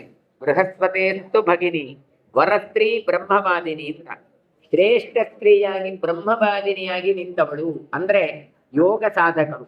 ಹಿಂದೆಲ್ಲ ಬ್ರಹ್ಮವಾದಿಗಳು ಅಂತ ಹೇಳಿದ್ರೆ ಮದುವೆ ಎಲ್ಲ ಆಗದೆ ಶಾಸ್ತ್ರ ರಕ್ಷಣೆಗೆ ಕಟಿಬದ್ಧರಾಗಿ ನಿಂತವರೆಲ್ಲ ಭಗವಂತನನ್ನು ಕಾಣಬಹುದು. ಹಾಗಾಗಿ ಬೃಹಸ್ಪತಿಯ ತಂಗಿ ಅವಳು ಬ್ರಹ್ಮಜ್ಞಾನಿಯಾಗಿದ್ದು, ಇವಳು ಯೋಗಾಸಕ್ತ ಜಗತ್ಕೃತಂ ಅಸಕ್ತ ವಿಜಚಾರ, ನಿರಂತರವಾಗಿ ಲೋಕದ ಎಲ್ಲ ಕಡೆ ತಾನು ಸಂಚಾರ ಮಾಡಿದವಳು. ಹಾಗೆ ಇವಳು ಮತ್ತೆ ವಂಶ ವಿಸ್ತಾರ ಇವಳದ್ದಾಗೋದಿಲ್ಲ, ಆದ್ರೆ ಭಗವಂತನಿಗೋಸ್ಕರ ತಾನು ವಿರಕ್ತಳಾಗಿದ್ದುಕೊಂಡು ಲೋಕ ಸಂಚಾರವನ್ನು ಮಾಡಿದವಳು ಅಂತ ಕೊಡ್ತಾರೆ. ಈ ಬೃಹಸ್ಪತಿಯ ತಂಗಿ ಪ್ರಭಾಸಸ್ಯತು ಭಾರ್ಯಾಸ ವಸೂನಾಂ ಅಷ್ಟಮಸ್ಯ ವಿಶ್ವಕರ್ಮ ಮಹಾಭಾಗ ತಸ್ಯಾಂ ಯಜ್ಞೆ ಪ್ರಜಾಪತಿ. ಇನ್ನು 8ನೆಯ ವಸು ಪ್ರಭಾಸರ ಮಡದಿ ಅಂತ ಕೊಡ್ತಾರೆ. ಅಲ್ಲಿಂದ ಮಹಾಭಾಗನಂತ ವಿಶ್ವಕರ್ಮ ಪ್ರಜಾಪತಿ ಹುಟ್ಟಿಕೊಂಡ. ವಿಶ್ವಕರ್ಮ ಮಹಾಭಾಗ ಆದ್ರೆ ದೇವತೆಗಳ ಶಿಲ್ಪಿ ಅವನು ವಿಶ್ವಕರ್ಮ ಅಂತ ತಾನು ಮೆಚ್ಚಿಕೊಳ್ತಾನೆ. ಅಷ್ಟವಸುಗಳಲ್ಲಿ ಒಬ್ಬ ಪ್ರಭಾಸ ಅಂತ ಇದ್ದಾನೆ. ಆತ ಏನು ಮಾಡ್ತಾನೆ ಹೇಳಿದ್ರೆ, ಈಕೆಯನ್ನು ಯಾರು ಬ್ರಹ್ಮವಾದಿನಿಯಾಗಿದ್ಲಲ್ಲ ಅವಳನ್ನು ನೋಡಿ ಮೆಚ್ಚಿಕೊಳ್ತಾನೆ. ಮೆಚ್ಚಿಕೊಂಡು ಅಲ್ಲಿಂದ ಒಂದು ಸಂತಾನವನ್ನು ಪಡಿತಾನೆ. ಅವನೇ ವಿಶ್ವಕರ್ಮ ಅಂತ ಕೊಡ್ತಾನೆ. ಕರ್ತಾ ಶಿಲ್ಪ ಸಹಸ್ರಾಣಂ ತ್ರಿದಶಾನಾಂಚ ವರ್ಧಕಿ ಭೂಷಣಾನಾಂಚ ಸರ್ವೇಷಾಂ ಕರ್ತಾ ಶಿಲ್ಪವತಾಂಬರಃ. ಹಾಗಾದ್ರೆ ಈ ವಿಶ್ವಕರ್ಮ ಅಂತ ಹೇಳಿದ್ರೆ ಯಾರು ಈತ ಅಂತ ಅವನ ಬಗ್ಗೆ ಒಂದು ಶ್ಲೋಕದಲ್ಲಿ ವರ್ಣನೆ ಮಾಡ್ತಾರೆ. ಈತ ಸಾವಿರಾರು ಶಿಲ್ಪಗಳೆಗಳ ಕರ್ತ. ಹಾಗಾದ್ರೆ ಇವತ್ತೇನು ಶಿಲ್ಪಕಲೆ ಅಂತ ಉಂಟು, ಅದನ್ನು ಮೊದಲು ಉಂಟು ಮಾಡಿದವ ವಿಶ್ವಕರ್ಮ. ದೇವತೆಗಳಿಗೆ ಶಿಲ್ಪಿಯಾಗಿದ್ದಾನೆ. ಎಲ್ಲ ಅಲಂಕಾರಗಳನ್ನು ಮಾಡುವ ಸಾಮರ್ಥ್ಯವುಳ್ಳವ. ಭೂಷಣಾನಾಂಚ, ಹಾಗಾದ್ರೆ ಇವತ್ತು ಯಾವ ಜ್ಯುವೆಲರಿ ಇತ್ಯಾದಿಗಳೆಲ್ಲ ಉಂಟು ಅದೆಲ್ಲವನ್ನು ಕೂಡ ಮಾಡಿದ್ದು ಯಾರಿಗಂದ್ರೆ ವಿಶ್ವಕರ್ಮ. ಹಾಗಾಗಿ ಇವನು ಶಿಲ್ಪಕಲೆಗಳಲ್ಲಿ ಎತ್ತಿದ ಕೈ ಈ ವಿಶ್ವಕರ್ಮ. ಅದೇ ವಿಶ್ವಕರ್ಮನೇ ನಮ್ಮ ಕೃಷ್ಣನನ್ನು ಕೂಡ ಕೆತ್ತಿಕೊಟ್ಟವ. ಅದನ್ನಿಲ್ಲಿ ನೆನಪಿಸಿಕೊಳ್ಬೇಕು ನಾವು. ಯಸ್ ಸರ್ವೇಷಾಂ ವಿಮಾನಾನಿ ದೈವತಾನಾಂ ಚಕಾರ ಮನುಷ್ಯಾಶ್ಚೈವ ಜೀವಂತಿ ತಸ್ಯ ಶಿಲ್ಪಂ ಮಹಾತ್ಮನಃ. ಈತ ಎಲ್ಲಾ ದೇವತೆಗಳಿಗೂ ಕೂಡ ವಿಮಾನಗಳನ್ನು ಮಾಡಿಕೊಟ್ಟವ ಅಂತ ಹೇಳ್ತಾರೆ. ಹಾಗಾದ್ರೆ ವಿಮಾನದ ಸ್ಟ್ರಕ್ಚರ್, ವಿಮಾನವನ್ನು ಯಾರು ಕಂಡು ಹಿಡಿದವರೋ ರೈಟ್ ಬ್ರದರ್ಸ್ ಅಲ್ಲ, ವಿಶ್ವಕರ್ಮನೇ ಮಾಡಿಕೊಟ್ಟಿದ್ದ. ಎಲ್ಲ ಶಿಲ್ಪಕಲೆಗಳನ್ನು ಉಪಯೋಗಿಸಿಕೊಂಡು ಬದುಕುತ್ತಾ ಇದ್ದ ಈತ. ನೋಡಿ ವಿಶ್ವಕರ್ಮ ಎಷ್ಟು ಎಕ್ಸ್ಪರ್ಟ್ ಕೇಳಿದ್ರೆ, ಕೃಷ್ಣನ ಮುಂದೆಯೇ ಕೃಷ್ಣನ ವಿಗ್ರಹವನ್ನು ಕೆತ್ತಿಕೊಟ್ಟ. ಅದು ಅದರ ಹಾಗೆಯೂ ಸ್ವಲ್ಪ ಸಿಮಿಲ್ಯಾರಿಟಿ ಇದ್ರೆ ಖಂಡಿತ ದೇವಕಿಯಾಗಿ ಇವನಾಗ್ಲಿ ವಸುದೇವನಾಗ್ಲಿ ಒಪ್ಪಿಕೊಳ್ತಾನೆ ಇರಲಿಲ್ಲ. ಕೊನೆಗೆ ಇವಳು ಯಾರು ಯಶೋದೆ ಕೂಡ ಅದನ್ನು ಮುದ್ದಾಡ್ತಾಳೆ. ಅಂದ್ರೆ ಅವಳಿಗೆ ಗೊತ್ತು, ಅದನ್ನು ನೋಡಿದವನು. ಹಾಗಾಗಿ ಕೃಷ್ಣ ಹೀಗೆ ಇದ್ದ. ಹಾಗಾಗಿ ಆ ಕೃಷ್ಣನಿಗೆ ಅಷ್ಟು ಸಾಮರ್ಥ್ಯ. ದೇವರು ಇದ್ದು ನೋಡಿದ್ದೀರಾ ಕೇಳ್ತೀರಲ್ಲ, ಅವರನ್ನೆಲ್ಲ ಕರ್ಕೊಂಡು ಬಂದು ಉಡುಪಿಗೆ ತೋರು. ದೇವರು ಹೇಗಿದ್ದಾರೆ ಕಡಿಮೆ ಹೀಗೆ ಇದ್ದಾರೆ. ಅದಕ್ಕೋಸ್ಕರವೇ ದೇವರ ಸ್ತ್ರೀ ರೂಪ ಹೇಗಿರಬಹುದು ಅಂತ ಹೇಳಿದ್ರೆ ಹೀಗೆ ಇದೆ. ಅದಕ್ಕೋಸ್ಕರವೇ ಸ್ತ್ರೀ ಅಲಂಕಾರ ಮಾಡೋದು. ನಾವು ಹೇಳುವಾಗ ಲಕ್ಷ್ಮೀ ಅಲಂಕಾರ ಅಂತ ಹೇಳ್ತೇವೆ. ದೇವರಿಗೂ ಲಕ್ಷ್ಮಿ ಅಂತ ಹೆಸರು ಉಂಟು, ನಾವು ಬರ್ತಿದ್ದೇವೆ. ನಿಮಗೆ ಲಕ್ಷ್ಮಿ ಅಂತ ಹೇಳಿದ್ರೆ ವಿಷ್ಣು ಪತ್ನಿ ನೆನಪಾಗ್ತದೆ ಅಲ್ವಾ? ನಿಜವಾಗಿ ವಿಷ್ಣುವಿಗೆ ಹೆಸರು ಉಂಟಾ ಇಲ್ವಾ ಲಕ್ಷ್ಮಿ ಅಂತ? ವಿಷ್ಣು ಸಹಸ್ರನಾಮ ಗೊತ್ತು. ಸಹಸ್ರ ಅಂದ್ರೆ 1000. ಯಾರ ಹೆಸರದು? ವಿಷ್ಣುವಿನದು. ವಿಷ್ಣುವಿನ ಸಹಸ್ರನಾಮದಲ್ಲಿ ಲಕ್ಷ್ಮೀ ಸುವೀರೋ ರುಚಿರಾಂಗದ ಅಂತ ಹೇಳ್ತೀರಿ. ಅಲ್ಲಿ ಯಾರು ಲಕ್ಷ್ಮಿ ಅಂದ್ರೆ ವಿಷ್ಣುವೇ. ನಮ್ಮ ಭಗವಂತನಿಗೆ ಸ್ತ್ರೀ ರೂಪವೂ ಇದೆ, ಪುರುಷ ರೂಪವೂ ಇದೆ. ಹಾಗಾಗಿ ಲಕ್ಷ್ಮೀ ರೂಪ ಇದೆ. ಯಾವ ವಿಷ್ಣು ಪತ್ನಿಯಾದ ಲಕ್ಷ್ಮಿ ಇದ್ದಾಳೆ ಅವಳ ಒಳಗೆ ಭಗವಂತ ಇದ್ದಾನೆ ಇಲ್ವೋ? ಇದ್ದಾನೆ. ಆ ಭಗವಂತನ ಹೆಸರೇನು? ಲಕ್ಷ್ಮಿ. ಅವನಿಗೆ ಆ ಹೆಸರಿದ್ದದ್ರಿಂದ ಇವಳಿಗೆ ಲಕ್ಷ್ಮಿ ಅಂತ ಹೆಸರು ಬಂತು. ಆದ್ರೆ ನಾವೆಲ್ಲ ಲಕ್ಷ್ಮೀ ಅಲಂಕಾರ ಹೇಳುವಾಗ ವಿಷ್ಣು ಪತ್ನಿ ನೆನಪಾಗ್ತಾಳೆ ಬಿಟ್ಟು ವಿಷ್ಣು ನೆನಪಾಗುವುದಿಲ್ಲ. ಇದು ನಮ್ಮ ದೌರ್ಭಾಗ್ಯ. ಹಾಗಾಗಿ ಭಗವಂತನಿಗೆ ಸ್ತ್ರೀ ಅಲಂಕಾರ ಮಾಡುವಾಗ ಭಗವಂತನಿಗೆ ಎಲ್ಲ ಸ್ತ್ರೀ ರೂಪಗಳು ಇಲ್ಲ. ಆ ದೃಷ್ಟಿಯನ್ನು ಇಟ್ಟುಕೊಂಡು ನವರಾತ್ರಿಯಲ್ಲಿ ಪ್ರತಿ ಶುಕ್ರವಾರ ಸ್ತ್ರೀ ಅಲಂಕಾರ ಮಾಡ್ತಾರೆ. ಇದರಿಂದ ನಮ್ಮ ಭಗವಂತ ಹುಡುಗನು ಹೌದು, ಹುಡುಗಿಯೂ ಹೌದು, ಎಲ್ಲರ ಒಳಗಿರುವ ಬಿಂಬರೂಪಿ ಆತ. ಹಾಗಾದ್ರೆ ಎಲ್ಲ ಅಲಂಕಾರವೂ ಕೂಡ ಮಾಡಿ. ಧನ್ವಂತರಿ ಹೇಗಿದ್ದಾನೆ? ಉಡುಪಿ ಕೃಷ್ಣನನ್ನು ನೋಡಿ. ಗಾಯತ್ರಿ ಪ್ರತಿಪಾದ್ಯನಾದ ನಾರಾಯಣ ಏನಿದ್ದಾನೆ? ಉಡುಪಿ ಕೃಷ್ಣನನ್ನು ನೋಡಿ. ಅದಕ್ಕೆ ಅವನಿಗೆ ಅಲಂಕಾರ ಮಾಡು. ಅಂದ್ರೆ ಭಗವಂತ ಒಂದೇ ರೂಪವನ್ನು ಪಡ್ಕೊಂಡಿದ್ದಾನೆ. ಹೇಗೆ ಇದ್ದಾನೆ ಅಂತ ನೋಡ್ಬೇಕಾದ್ರೆ ಮಾಡೆಲ್ ಉಡುಪಿ ಕೃಷ್ಣನನ್ನು ನೋಡ್ಬೇಕು. ಅಂತಹವನನ್ನು ವಿಶ್ವಕರ್ಮ ಕೆತ್ತಿಕೊಟ್ಟಿದ್ದಾನೆ.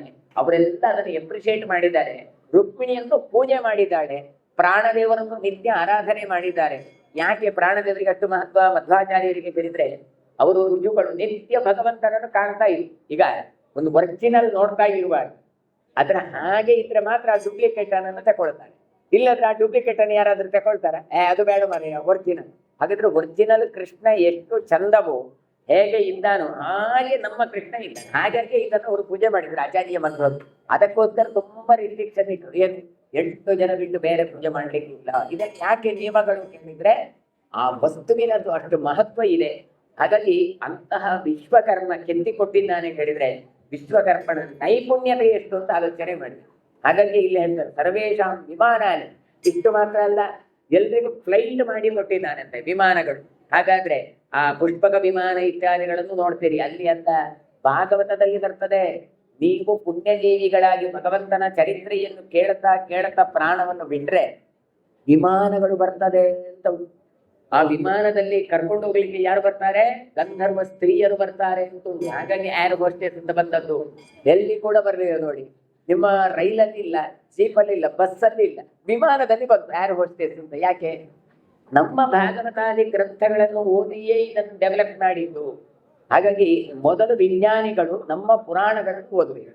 ನಾವದ್ರಲ್ಲಿ ಇದೆ, ನಾವದನ್ನು ಆ ರೀತಿಯಾಗಿ ನೋಡಿದಾಗ ಆ ರೀತಿಯಾಗಿ ತೆರೆದುಕೊಳ್ಳುತ್ತೆ. ಹಾಗಾಗಿ ವಿಮಾನಗಳನ್ನು ನಿರ್ಮಾಣ ಮಾಡಿದ್ರು. ಆ ಸಂಹಿತೆಗಳಲ್ಲಿ ಭಾರದ್ವಾಜ ಸಂಹಿತೆಯಲ್ಲಿ ವಿಮಾನದ ರಚನೆ ಕೊಡ್ತಾರೆ. ಒಂದು ಬೆಂಕಿಯನ್ನು ಋಷಿಗಳು ಇನ್ನೊಂದು ಕಡೆಗೆ ಹಿಡ್ಕೊಂಡು ಹೋಗ್ತಾ ಇದ್ರು, ಅಗ್ನಿಯನ್ನು ಹಿಡ್ಕೊಂಡು ಹೋಗ್ತಾ ಇದ್ರು. ಗಾರ್ಹಪತ್ಯ ಅಗ್ನಿ, ಅದನ್ನು ಬಿಟ್ಟು ಹೋಗುವಾಗಿಲ್ಲ. ಎಲ್ಲರಲ್ಲಿ ಹಿಡ್ಕೊಂಡು ಹೋಗ್ತಾ ಇದ್ರು, ವಿಮಾನದಲ್ಲಿ ಹಿಡ್ಕೊಂಡು ಹೋಗ್ತಾ ಇದ್ರು. ನೋಡು ಈಗಿನ ಫ್ಲೈಟ್ ಅಲ್ಲಿ ಬೆಂಕಿ ಹಿಡ್ಕೊಂಡು ಹೋಗಿ ನೋಡುವ, ಕೂಡಲೇ ಇಳಿಸಿ ಬಿಡ್ತಾರೆ. ಹಾಗಾದ್ರೆ ಏನು ಮಾಡಿದ್ರೆ ಆಗೋದು? ಚೇಂಬರ್ ಇದೆ. ಆ ಚೇಂಬರ್ಗೆ ಎಷ್ಟು ಆಕ್ಸಿಜನ್ ಬೇಕು ಅಷ್ಟೇ ಸಪ್ಲೈ ಆಗ್ತಾ ಇತ್ತು. ಜಾಸ್ತಿ ಗಾಳಿ ಬಂದ್ರೆ ದೀಪ ಆರತ್ತೆ, ಆಕ್ಸಿಜನ್ ಇಲ್ಲದಿದ್ರೆ ದೀಪ ಆರತ್ತೆ. ಹಾಗಾದ್ರೆ ಆ ರೀತಿಯಾದಂತ ಏರ್ ಕಂಡೀಷನ್ ಮೈಂಟೈನ್ ಮಾಡುವ ಟೆಕ್ನಾಲಜಿ ಆ ಕಾಲದಲ್ಲಿ ಇತ್ತು. ಹಾಗಾಗಿ ಇಲ್ಲಿ ಹೇಳ್ತಾರೆ ಮನುಷ್ಯ ಜೈವ ಜೀವಂತೆ ಪಂಚಶಿಲ್ಪಂ ಮಹಾತ್ಮನ. ಇವತ್ತೂ ಕೂಡ ಇಂತಹ ವಿಶ್ವಕರ್ಮನ ಶಿಲ್ಪೆಯಿಂದಾಗಿ ಎಷ್ಟೋ ಮನುಷ್ಯರು ತಮ್ಮ ಜೀವನವನ್ನು ನಡೆಸ್ತಾ ಇದ್ದಾರೆ ಅಂತ ಕೊಡ್ತಾರೆ. ಸುರಭಿ ಕಶ್ಯಪಾತ್ ರುದ್ರಾನ್ ಏಕಾದಶ ವಿನಿರ್ಮಮೆ ಮಹಾದೇವ ಪ್ರಸಾದೇನ ತಪಸಾ ಚಾಪರಾಜಿತ ಅತೈಕಪಾದ ಹಿರ್ಬುದ್ಧ್ಯ ಸ್ಪಷ್ಟ ರುದ್ರಂಚ ವೀರ್ಯವಾನ್ ಸ್ಪಷ್ಟಶ್ಚೈವಾತ್ಮಜ ಶ್ರೀಮಾನ್ ವಿಶ್ವರೂಪೋ ಮಹಾಯಶಾಃ ಹರಂಚ ಬಹುರೂಪಾಶ್ಚ ತ್ರ್ಯಂಬಕಶ್ಚಾಪರಾಜಿತಃ ವೃಷಾ ಕಪಿಶ್ಚ ಶಂಭುಶ್ಚ ಕಪರ್ದೀರೈವ ತಸ್ತಥಾ ಮೃಗವ್ಯಾಘಂಚ ಸರ್ಪಶ್ಚ ಕಪಾಲೀಚ ವಿಷಾಂಪತೆ ಅಂತ ಮುಂದೆ ಏಕಾದಶೈತಿ ಕಥಿತಾ ರುದ್ರಾ ತ್ರಿಭುವನೇಶ್ವರಾಃ ಶತಂಜೈವಂ ಸಮಾಖ್ಯಾತಂ ರೌದ್ರಾಣಮಭಿತೇಜಸಾಂ ಪುರಾಣೇ ಭರತಶ್ರೇಷ್ಠಾಗೀರ್ವ್ಯಾಪ್ತಾಃ ಸಚರಾಚರಾಃ ಲೋಕಾ ಭರತಶಾರ್ದೂಲ ಕಶ್ಯಪಸ್ಯ ವಿರ್ಬೋಧಮೇ. ಕಶ್ಯಪರಿಂದ ಮತ್ತೆ ಹೇಗೆ ವಂಶ ವಿಸ್ತಾರ ಆಯಿತು ಅಂತ ಹೇಳ್ತಾ ಇದ್ದಾರೆ. ಸುರಭಿ ಎನ್ನುವವಳು ಕಶ್ಯಪರ ಒಬ್ಬಳು ಪತ್ನಿ. ಯಾರವಳು ಕೇಳಿದ್ರೆ ದಕ್ಷ ಪ್ರಜಾಪತಿಯ ಮಗಳು. ಆ ಸುರಭಿಯಿಂದ ಮುಂದೆ ಏಕಾದಶ ರುದ್ರದೇವರನ್ನು ತಾನು ಪಡೆದಳು ಅಂತ ಕೊಡ್ತಾರೆ. ಆಮೇಲೆ ಅವರೆಲ್ಲರೂ ಕೂಡ ಹೇಗೆ ಅಂತ ಕೇಳಿದ್ರೆ ಮಹಾದೇವ ಪ್ರಸಾದೇನ ಪರಾಜಯ ರಹಿತರಾಗಿದ್ದರು. ಯಾರಿಂದಾಗಿ? ರುದ್ರದೇವರ ಅನುಗ್ರಹದಿಂದಾಗಿ. ಹಾಗಾಗಿ ಸುರಭಿಯ ಒಂದು ಇದರಿಂದ ಹುಟ್ಟಿಕೊಂಡವರೆಲ್ಲಿದ್ದಾರೆ ಅಲ್ಲೆಲ್ಲವೂ ಕೂಡ ರುದ್ರದೇವರ ಅನುಗ್ರಹ ಇದೆ ಅಂತ ತಾವು ಕೊಡ್ತಾ ಇದ್ದಾರೆ. ಆಮೇಲೆ ರುದ್ರ ಯಾರು ಅಂತ ಹೇಳಿದ್ರೆ ಅಜೈಕಪಾತ ಹಿರ್ಬುದ್ಧ ತ್ವಷ್ಟ ವೀರ್ಯವಂತನಾದ ರುದ್ರ. ಇವರೆಲ್ಲರೂ ಕೂಡ ತ್ವಷ್ಟ್ರ ಎನ್ನುವ ಪ್ರಜಾಪತಿಯ ಮಕ್ಕಳು. ಮಹಾಕೀರ್ತಿ ಸಂಪನ್ನನಾದ ಒಬ್ಬ ಇದ್ದ, ಅವನೇ ವಿಶ್ವರೂಪ. ಅವನು ತ್ವಷ್ಟ್ರ ಪ್ರಜಾಪತಿಯ ಮಗನಾಗಿದ್ದ. ಇದೆಲ್ಲವೂ ಕೂಡ ನಮಗೆ ಭಾಗವತಾದಿ ಗ್ರಂಥಗಳಲ್ಲಿ ಅವರ ಚರಿತ್ರೆಯನ್ನೆಲ್ಲ ಕೇಳಿದರು. ಆಮೇಲೆ ಹರ ಅಂತ ಒಬ್ಬ ರುದ್ರ, ಬಹುರೂಪ, ತ್ರ್ಯಂಬಕ, ಅಪರಾಜಿತ, ವೃಷಾಕಪಿ, ಶಂಭು, ಕಪರ್ತಿ ಅಂತ ಇವರೆಲ್ಲರ ಹಾಗೆಯೇ ರೈವತ, ಮೃಗವ್ಯಾಧ, ಸರ್ಪ, ಕಪಾಲಿ ಎನ್ನುವಂತಹ ರಾಜರು, ಹೀಗೆ 11 ಮಂದಿ ರುದ್ರರಿದ್ದಾರೆ. ಇವರೆಲ್ಲವೂ ಕೂಡ 3 ಲೋಕಕ್ಕೆ ಅಧಿಪತಿಗಳಾಗಿ ಏಕಾದಶ ರುದ್ರರು ಪ್ರತಿಷ್ಠೆಯನ್ನು ಪಡೆದಿದ್ದಾರೆ. ನಮಗೆ 11 ರುದ್ರರು ಹೇಳಿದ್ರೆ ರುದ್ರ ಎನ್ನುವಂತ 11 ಜನ ಅಂತ ತಿಳ್ಕೊಂಡು, ರುದ್ರ ಎನ್ನುವಂಥದ್ದು ಒಂದು ಪದವಿ, ವಸು ಎನ್ನುವಂಥದ್ದು ಒಂದು ಗ್ರೂಪು, ಆದಿತ್ಯ ಎನ್ನುವಂಥದ್ದು ಗ್ರೂಪ್. ದ್ವಾದಶಾದಿತ್ಯರು ಹೇಳಿದ್ರೆ 12 ಜನ ಆದಿತ್ಯರು ಅಂದ್ರೆ ಏನು? ಆದಿತ್ಯ ಮಕ್ಕಳು ಅಂತ ಅರ್ಥ. 12 ಜನ ಸೂರ್ಯರು ಅಂತ ಅರ್ಥ ಅಲ್ಲ. ನಮಗೆ ಸಾಮಾನ್ಯವಾಗಿ ಸೂರ್ಯನ ನೆನಪಾಗತ್ತೆ, ಅದು 12 ಜನ ಅಂತ ನೆನಪಾಗತ್ತೆ. ಆದಿತ್ಯ ಅಂದ್ರೆ ಏನು? ಅದಿತಿಯ ಮಕ್ಕಳು ಅಂತ ಅರ್ಥ. ಆದ್ರೆ ಒಬ್ಬ ಭಾಸ್ಕರ ಸೂರ್ಯನು ಹೌದು. ಇವತ್ತಂತೂ ಆದಿತ್ಯವಾರವೂ ಹೌದು, ರಥ ಸಪ್ತಮಿಯೂ ಹೌದು. ಸೂರ್ಯನಿಗೂ ಸಪ್ತಮಿ ತಿಥಿಗೂ ಬಹಳ ಒಂದು ನಂಟು ಅಂತ ಒಳ್ಳೆ ದಿನ ಇವತ್ತು ಕೂಡಿ ಬಂದಿದೆ. ಹಾಗಾಗಿ ಅಂತಹ ಆದಿತ್ಯಾದಿಗಳ ಚರಿತ್ರೆಯನ್ನು ಕೇಳಿದ್ರೆ ಆ ದೇವತೆಗಳು ಬಹಳ ನಮಗೆ ಅನುಗ್ರಹವನ್ನು ಮಾಡ್ತಾರೆ. ಹಾಗಾಗಿ ತತಶ್ಚಕ್ರಶ್ಚ ವಿಷ್ಣುಶ್ಚ, ಹಾಗಾಗಿ ಕಪರ್ವಿ ಅವನು ರೈವತ, ಮೃಗವ್ಯಾಧ ಅಂತ ಸರ್ಪ, ಕಪಾಲಿ, ಈಗ 11 ಮಂದಿ 3 ಲೋಕಕ್ಕೆ ಅಧಿಪತಿಗಳು ಅಂತ ಕೊಟ್ಟರು. ಇನ್ನು ಇದರಂತೆ ತೇಜಸ್ಸುಳ್ಳ 100 ಮಂದಿ ರುದ್ರರು ಕೂಡ ಪುರಾಣಗಳಲ್ಲಿ ಪ್ರಸಿದ್ಧರಾಗಿದ್ದಾರೆ, 11 ಮಾತ್ರ ಅಲ್ಲ ಅಂತ ಕೊಡ್ತಾ ಇದ್ದಾರೆ. ಹೀಗೆ ಪ್ರಸಿದ್ಧರಾದಂತಹ ರುದ್ರಾದಿ ದೇವತೆಗಳು ಬಹಳಷ್ಟು ಜನ ಇದ್ದಾರೆ. ಅದರಲ್ಲಿ ಪ್ರಧಾನವಾಗಿ 11 ಅಂತ ಹೇಳ್ತಾರೆ. ಪುರಾಣೇ ಭರತಶ್ರೇಷ್ಠ ಏರ್ ವ್ಯಾಪ್ತಾ ಸಚರಾಚರ ಲೋಕ ಭರತಶಾರ್ದೂಲ ಕಶ್ಯಪಸ್ಯ ನಿಬೋಧಮೆ. ಹಾಗಾಗಿ ಇದೆಲ್ಲವೂ ಪ್ರಾಣಿ ಪ್ರಪಂಚ ಏನು ಉಂಟು ಅದೆಲ್ಲವೂ ಕೂಡ ಕಶ್ಯಪರಿಂದಲೇ ವಿಸ್ತೃತವಾದದ್ದು. ಅದೆಲ್ಲವನ್ನು ಕೂಡ ನೀವು ತಿಳ್ಕೊಳ್ಬೇಕು ಅಂತ ಹೇಳ್ತಾರೆ. ಅದಿತಿ ದಿತಿ ಧನುಶ್ಚೈವ ಅರಿಷ್ಟ ಸುರಸಾತದ ಸುರಭಿನ್ ವಿನತಾ ಚೈವ ತಾಮ್ರ ಕ್ರೋಧವಶ ಈರ ಕರ್ತ ಮುನಿಶ್ಚ ಕರ್ತೃ ಮುನಿಶ್ಚ ಲೋಕೇಶ ಕಲಾಚೈವ ತ್ರಯೋದಶ ಕಾಶ್ಯಪತ್ರದ ಭಾರ್ಯ ವೈ ತಾಸು ಅಪತ್ಯಾನಿ ಮೇ ಶೃಣು. ಇವತ್ತು ಗೋತ್ರಾಧಾರೇ ಕಾಶ್ಯಪ ಅಂತ ಹೇಳಿದ್ರೆ ಯಾವ ಗೋತ್ರ ಗೊತ್ತಿಲ್ಲ ಹೇಳಿದ್ರೆ ಕಾಶ್ಯಪರು ಅಂತ ಹೇಳ್ಬಹುದು ಅಂತ. ಯಾಕೆ? ಎಲ್ಲ ಹುಟ್ಟಿಕೊಟ್ಟಕ್ಕೆ ಕಶ್ಯಪರಿಂದಾಗಿ. ಇವರಿಗೆ 13 ಜನ ಅಂತ ಕೊಟ್ಟಿದ್ದಾರೆ. ಆ 13 ಜನ ಯಾರು ಅಂತ ಕೇಳಿದ್ರೆ ಅದಿತಿ, ದಿತಿ, ಧನು, ಅರಿಷ್ಟ, ಸುರಸ, ಸುರಭಿ, ವಿನತ, ತಾಮ್ರ, ಕ್ರೋಧವಶ, ಇರ, ಕದ್ರು, ಮುನಿ, ಕಲ. ಇವರು 13 ಜನ ಅವನ ಪತ್ನಿಯರು ಅಂತ ಹೇಳ್ತಾರೆ.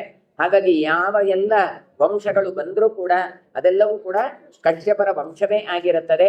ಹಾಗಾಗಿ ಅಂಥದ್ದೆಲ್ಲ ಚಿಂತನೆಯನ್ನು ಮತ್ತೆ ನಾವು ಚಿಂತನೆ ಮಾಡುವ ಅಂತ ಹೇಳ್ತಾ ಇವತ್ತಿನ ಪ್ರವಚನ ಮಂಗಳಗೊಳಿಸ್ತೇನೆ. ಶ್ರೀಕೃಷ್ಣಾರ್ಪಣ ಕಾಯೇನ ಮಂತ್ರ ಸ್ವಭಾವ ಕರೋಮಿ ಅದ್ಯ ಸಕಲಂ ನಾರಾಯಣಾಯ ಸಮರ್ಪಯಾಮಿ. ಶ್ರೀಕೃಷ್ಣ ಕಾಂತಕಃ ಅನಾದಿರ್ಬ್ರಹ್ಮಚಾರಿ ಚ ಕೃಷ್ಣ ವಿಧನಕರ್ಷಕಃ ಶಿಶುಪಾಲನಿರತ್ಯೇತ್ರಾದುರ್ಯೋಧನಕುಲಾಂತಕಃ ವಿದುರಾಗ್ರೋರವರದೋ ವಿಶ್ವರೂಪ ಪ್ರದರ್ಶಕಃ ಸತ್ಯವಾಕ್ ಸತ್ಯಸಂಕಲ್ಪ ಸತ್ಯಭಾಮಾರತೋಜಯೀ ಸುಭದ್ರಾ ಪೂರ್ವಜೋ ವಿಷ್ಣುರ್ಭೇಷ್ಮ ಮುಕ್ತಿಪ್ರದಾಯಕಃ ಜಗದ್ಗುರು ಜಗನ್ನಾಥೋ ವೇಣು